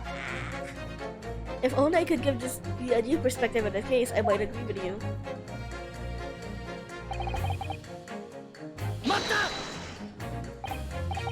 What exactly have you been muttering about all this time, sir? You keep talking about having left something somewhere or something like that. Oh, so sorry. As you can probably tell, I'm a surgeon. Surgeon? That totally passed me by. Of course, people conducting surgery in this country are considered to be doctors. Oh no, what? Even though me and my kind are the foremost of medical science, the real brains in the field. Are you right? Isn't surgery like more complex than actual like medicine? So, what is it that you think you've left behind? Oh well, that's a little embarrassing to be honest. You see, I was operating on someone yesterday. Standard thing, went in through the abdomen. But when I finished the procedure, I couldn't find my scalpel anywhere. What? Did he? Surely not. Exactly, surely not. You say to yourself, don't you? Worrying, isn't it? That's what's been troubling me this whole time. Could I have left my scalpel inside the fellow's belly? No, of course I couldn't. So, there you have it. Like I said, a little embarrassing really. That's one way of putting it. The other is manslaughter. That's exactly my concern, seeing as this case appears to be all but sewed up. I need to focus on trying to remember exactly what I've sewed up elsewhere. Now, I'm sure I made sure everything was back as it should be. Well, as sure as you can be without being sure. I'm sure you need to be more sure. That doesn't have anything to do with the case. He needs to redo his fucking statement here.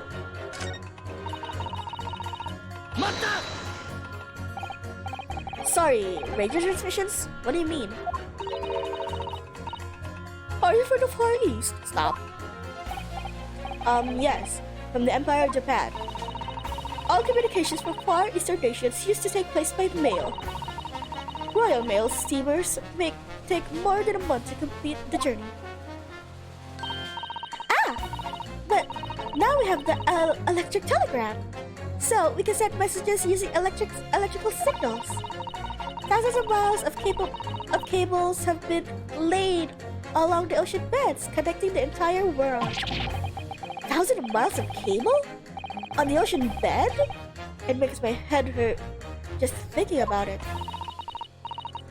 You are well informed, young lady. But cables will soon become a thing of the past. Stop. And just when I start catching up.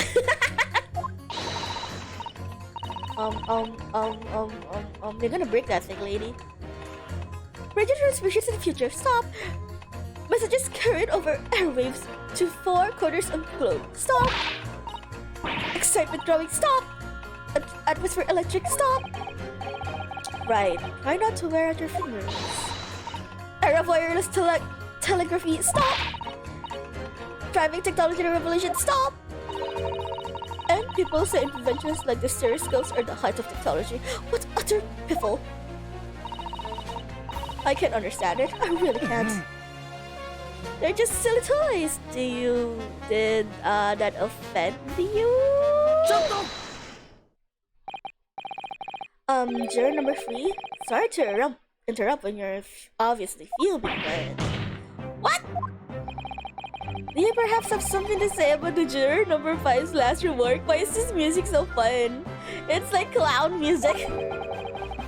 As if I couldn't guess. Oh, you bet I do. Say it again. Go on. I dare you. Goodness, are you talking to me?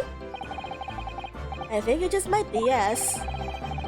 You think stereoscopes are just toys, do you? Huh? Absolutely. I mean, really. A machine to view photographs in 3 dimensions? What on earth would you not just use your eyes to look at the world around you? It's all 3 dimensional. Oh my god. What a great way to appease the man. No, I'm sorry.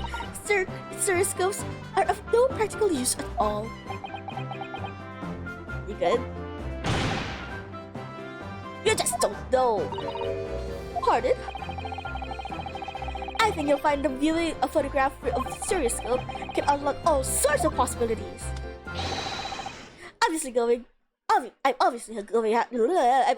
to have to demonstrate. What sort of possibilities? Well, take the crime scene for example. If you had a pair of photographs from the scene of the crime that you could view through a stereoscope, it could reveal hidden clues you'd never even noticed before. What? Have you got any, Bruno? Any prints we could look at with a stereoscope? The crime scene, right? Well, we need the other one. How about this print here? It should do the trick.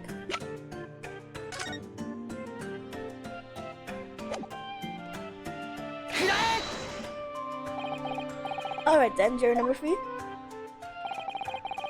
Are you saying you can do this with any suitable photographic prints? Of course I can. Very well then, I'd like you to demonstrate. I'd be delighted to. Just give me one more print and I'll amaze you. Oh, I don't have that. I don't have it. I don't have it. Oopsies.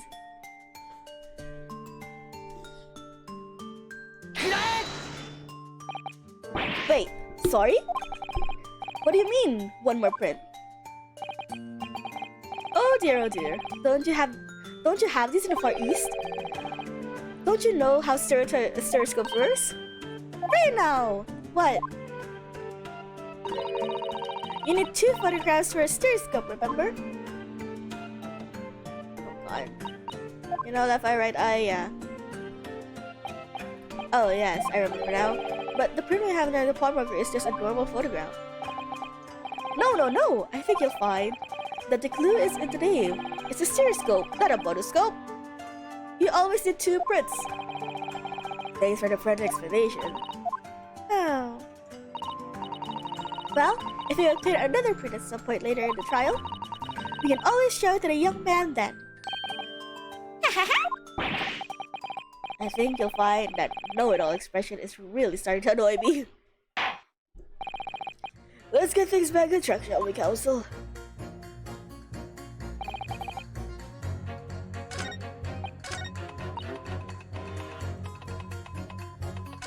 What are you? Mata! Please tell me you're not villain Bolshevik. The Russian revolutionary. Revolutionary? Stop. I believe there is such a rumor. It's just a rumor. As you see, I have unfortunate appearance. I look like vicious criminal. Your words, not mine. Just want to point that out. People call me revolutionary, murderer, autocrat. And which glove fits? Oh, even the mouse is reading.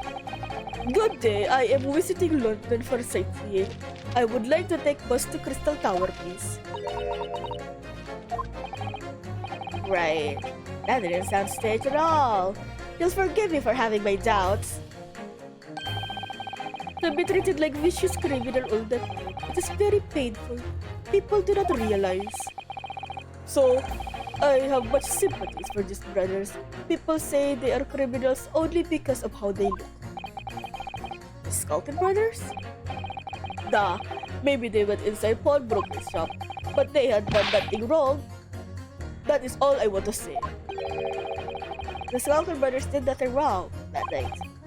Alright, well, first of all, that's one not so little misunderstanding I'll need to clear up straight away. Tell me, oh my god, tell me something, Iris. Tell me something, Iris. What is it for now? The jurors are chosen at random, the inhabitants of London town, aren't they? Yes! It's amazing, isn't it? In that case, how is it that there's a Russian tourist sitting amongst them? Whoever looks for all the world looks like a revolutionary. I wish I knew.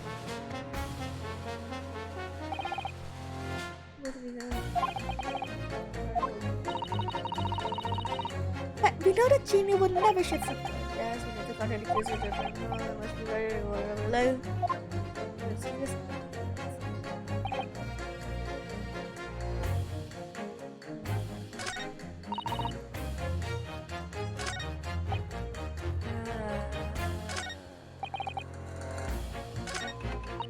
I wish they changed this one because this is basically useless. Okay, I'll save because I feel like him and the maid, we can put them together.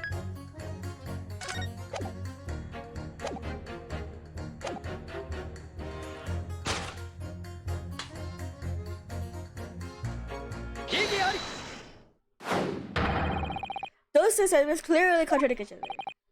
Good lord, counsel, explain yourself. Oh my statement? Contradictory. C-O-N. Juror number 6. You've got the wrong end of the stick. I do not have stick, I have mouse! As juror number 2 said earlier, when the Skokan brothers fled the scene, there's his hip. The scene on the night in question, they fired a shot from the revolver.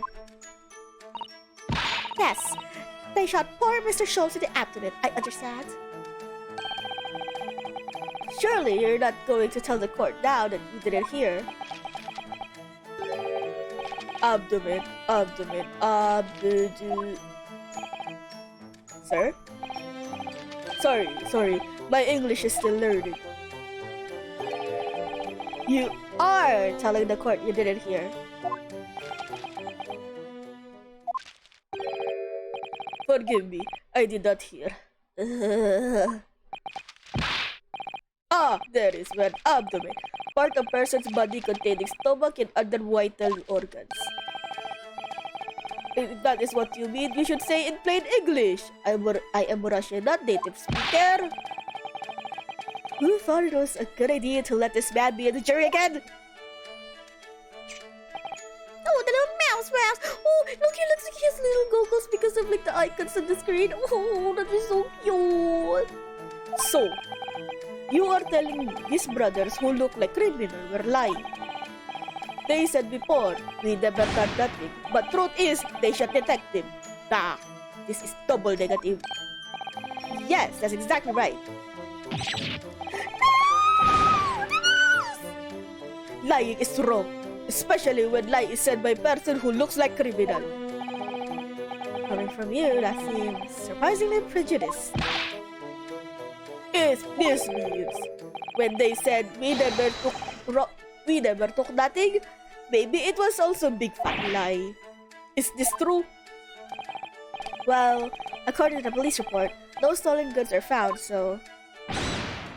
Enough! I trust no one now. It's not the mouse's fault though, sir. Poor mouse! I must see with own eyes. I must investigate crime scene myself. Please. I'm afraid that won't be Yes, it is for now, easily. Sorry? We have the prints from Hurley's red-handed recorder. If we compare the prints that pictures Genie and the next print from half an hour later, you'll be able to see straight away if anything was taken or not.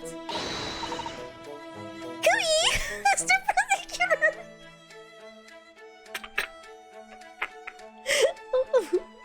What? Oh my god, I love this, yes! Oh my god, Iris and Van Zieks speaking, please give it to me. Tut tut. Calling one of the prosecutions in the middle of a summation examination of all times. The print showing the accused threatening the victim after she broke into the shop is this one. Following this, the victim and accused move onto the storeroom. Meanwhile, the skulking brothers enter the shop and summarily heard the fatal gunshot ring out. Sadly, none of these events were captured on film. This is the print produced by the camera half an hour later after the brothers' flight. Well, far as I can see, the lamp is broken. So, this was taken after Hurley was shot dead. As far as I can tell, nothing has been taken. Oh, was that Naruto? Shit. That does seem to be the case. I can't notice anything that's obviously missing in the second print. So, the brother who looked like criminal told only one lie. They shot man, but they stole nothing. It would seem so, yes. Good. No, not good! You were right. I did not understand situation. Now I know brothers have lied. I think it is very important to continue with trial. Ow! Oh, did you see the mouse do a little bounce? Gee! Well done, Bruno. The balance is shifting.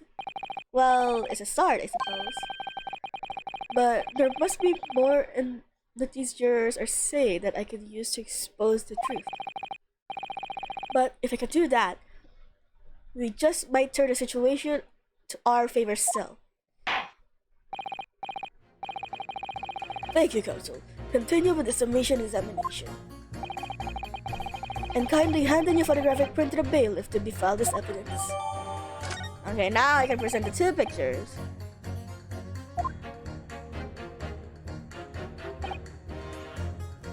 In lake of lies are many dead fish. We must find truth. Therefore, I say no guilty verdict. I have to give it to this man. 待った No, not unless you try.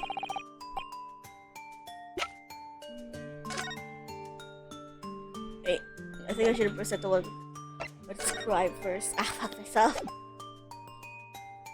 くらえ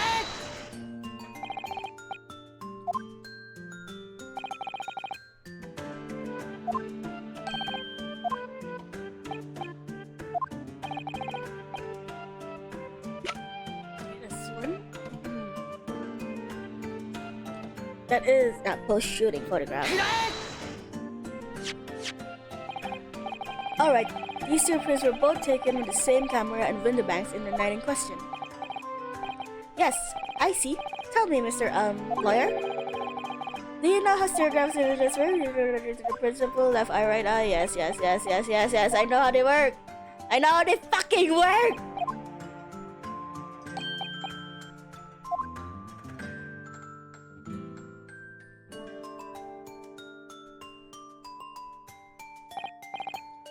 Yes, exactly. Oh no. It's that small shift between certain objects in the two pictures that are very important. So, what happens if you use two photographs that are exactly the same then? No, obviously that wouldn't work at all. Not for seeing the scene three-dimensionally, anyway. Oh! Oh! Of course! Now I see it!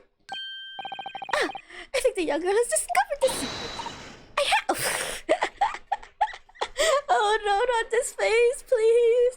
I have! Can you uncross your eyes before you tell me? Oh, okay, oh god. Have a better look at these two pictures from Hurley's camera, Bruno. Go on. Okay. The lamp? The fact that they're not there? What? The lamp is the only thing I know that's for a difference. Can you see that there's a really obvious difference between them? Of course there is. There are two people in the first and no people in the second. Well, yes, you can see that straight away. But now, try looking at a picture in three-dimensional. Alright, I'll give it a go. So, to start with, you have to cross your... Why does it insist on making me cross my eyes?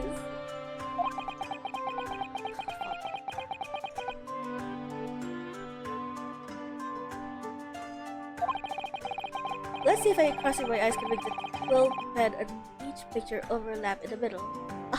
Oh my god, they're actually giving me hints on how to do it. I can't, game, I can't.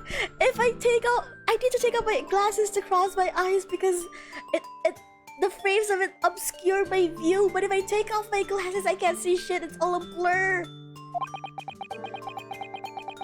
I hope they tell me the answer and don't actually penalize me for not crossing my eyes IRL. Wait.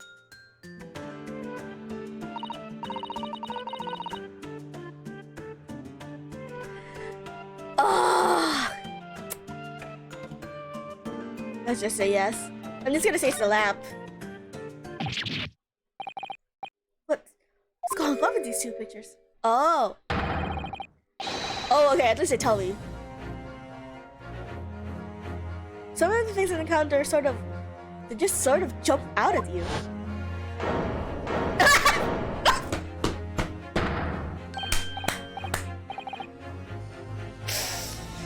I hate you, game. I hate you. Fuck.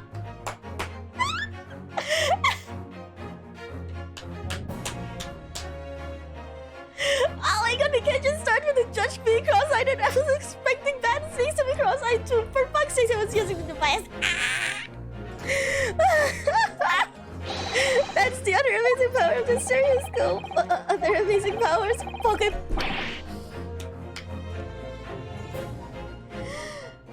Oh, shit.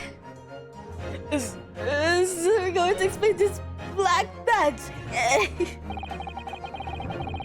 Why did some of the things in the center seem to jump out at you like that, huh? I think you'll find that if you consider the basic principles of the stereoscope, you'll answer your own questions. Basic principles of the stereoscope?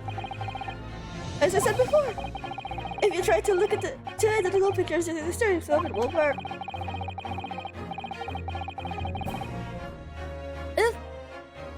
If the slight shift in positions, God, I'm still not over that fucking.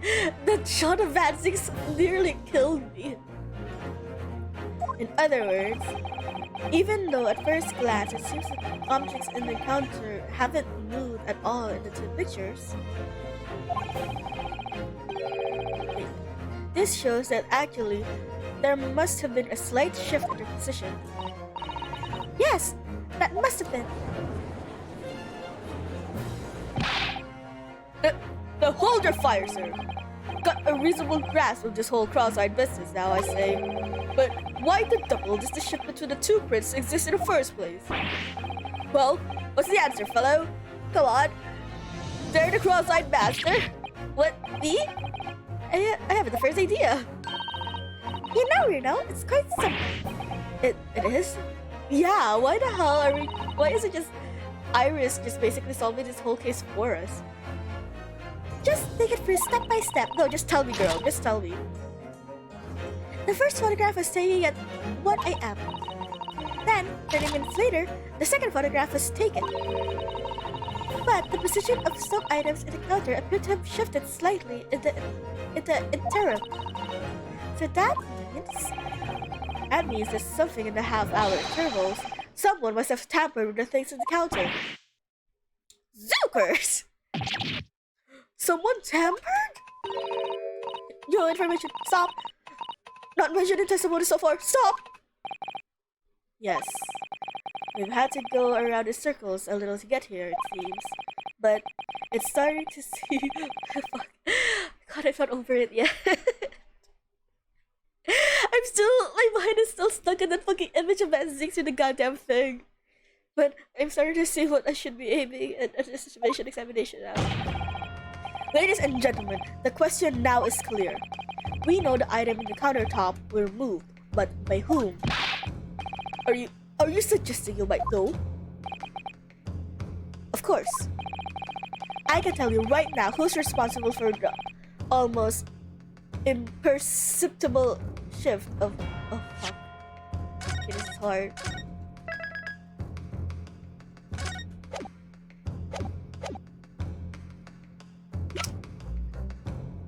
Van Zieks? Would it be the brothers? I'm gonna assume any one of them works if it's the brothers, right?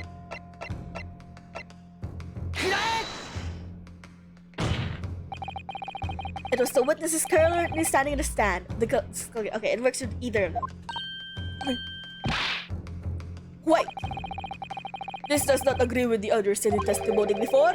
They said they did not even have time to pull their dukes from Lucy Lockett. My phrasebook says dukes is meaning of hands and Lucy Lockett is meaning of pockets. But is this another lie? Is this what you are saying? Yes, I'm afraid so. Now hold on here a minute. You can't be sure of that. I quite agree. The accused is a common pickers after all. It's perfectly possible that she went through the things on the desk to see what she might see. I think that's unlikely. And why, exactly? As you can see from this photographic print, the defendant was pointing the gun at a gun at the victim. It would seem as my learned friend. Oh, wait. Is he calling Van Zieks his learned friend? It would seem my learned friend indicates. Oh no, he's getting influenced by everyone. He's getting influenced by shows. He's getting influenced by now by Van Zieks. It would seem as my learned friend indicated that she was coercing Mr. Winterbank to open the storeroom door. In other words, Miss Lestrade's interest lay within the storeroom, not in the main shop, giving her no reason to touch anything on the counter. All of which points to one thing. The Skulkin brothers have omitted key facts in their testimony. But accused is pickers, covered gutter trash. Why look any further for a wrongdoer here? Because the Skulkin brothers are thieves, madam. No better, in fact, worse than a pickers. Wait, did I not know that? I believe that these brothers are looking for something on the victim's counter that night. Ladies and gentlemen of the jury, if you would condemn the defendant on the grounds that she's a pickpocket, would it not at least be right and proper to thoroughly scrutinize testimony given against her by two thieves? Well said. I, for one, would like to hear more from that shady pair. That's never gonna get old.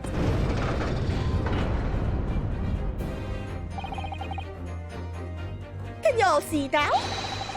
I think you'll find stereoscopes aren't playthings. You've seen extraordinary potentials firsthand.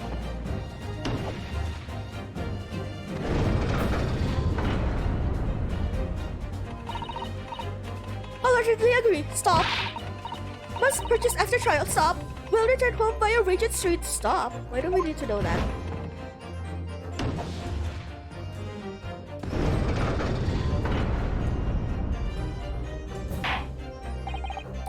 Well, it would seem that this trial has yet to run its course. He's just used to it now. He doesn't even, act shocked.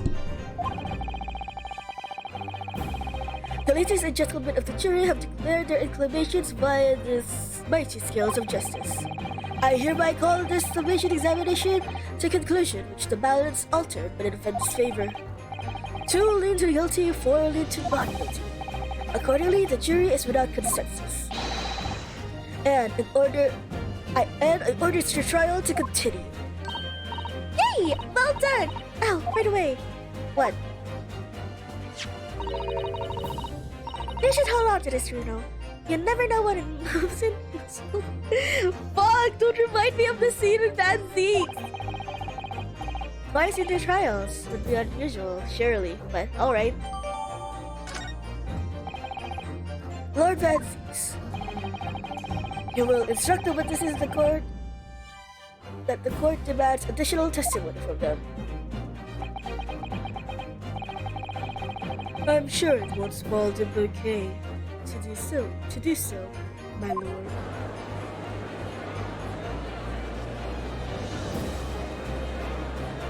Oh, Iris is so cute there. Aww. I've won myself another chance to probe that pair of other activities that night at least. And I won't stop probing them until I've proven that Cheetah is innocent.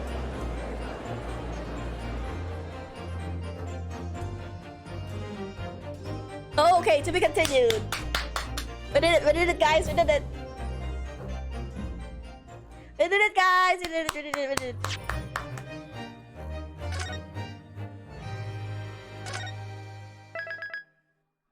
Oh my god, it's already 3 a.m. Okay, so like I said, like I promised, I will go on until the next to be continued. But if I'm reading this right, if I'm reading my calendar right, I think I will try to finish case 5 tomorrow. That'll all depend on how much I have left. I have like a sicky feeling that there are a bit more left, but I will make an attempt to finish it tomorrow. So for now, I will take a rest because, honest to God, I cannot fucking. I don't think I can function anymore, and it's not because I'm tired or it's because my voice is giving out, but it's because of that fucking scene with that Zieks and the Mysterious Skull. I can't get it out of my mind, guys. If I fucking continue this and I see Van Zieks, all I'm gonna see is that fucking shot.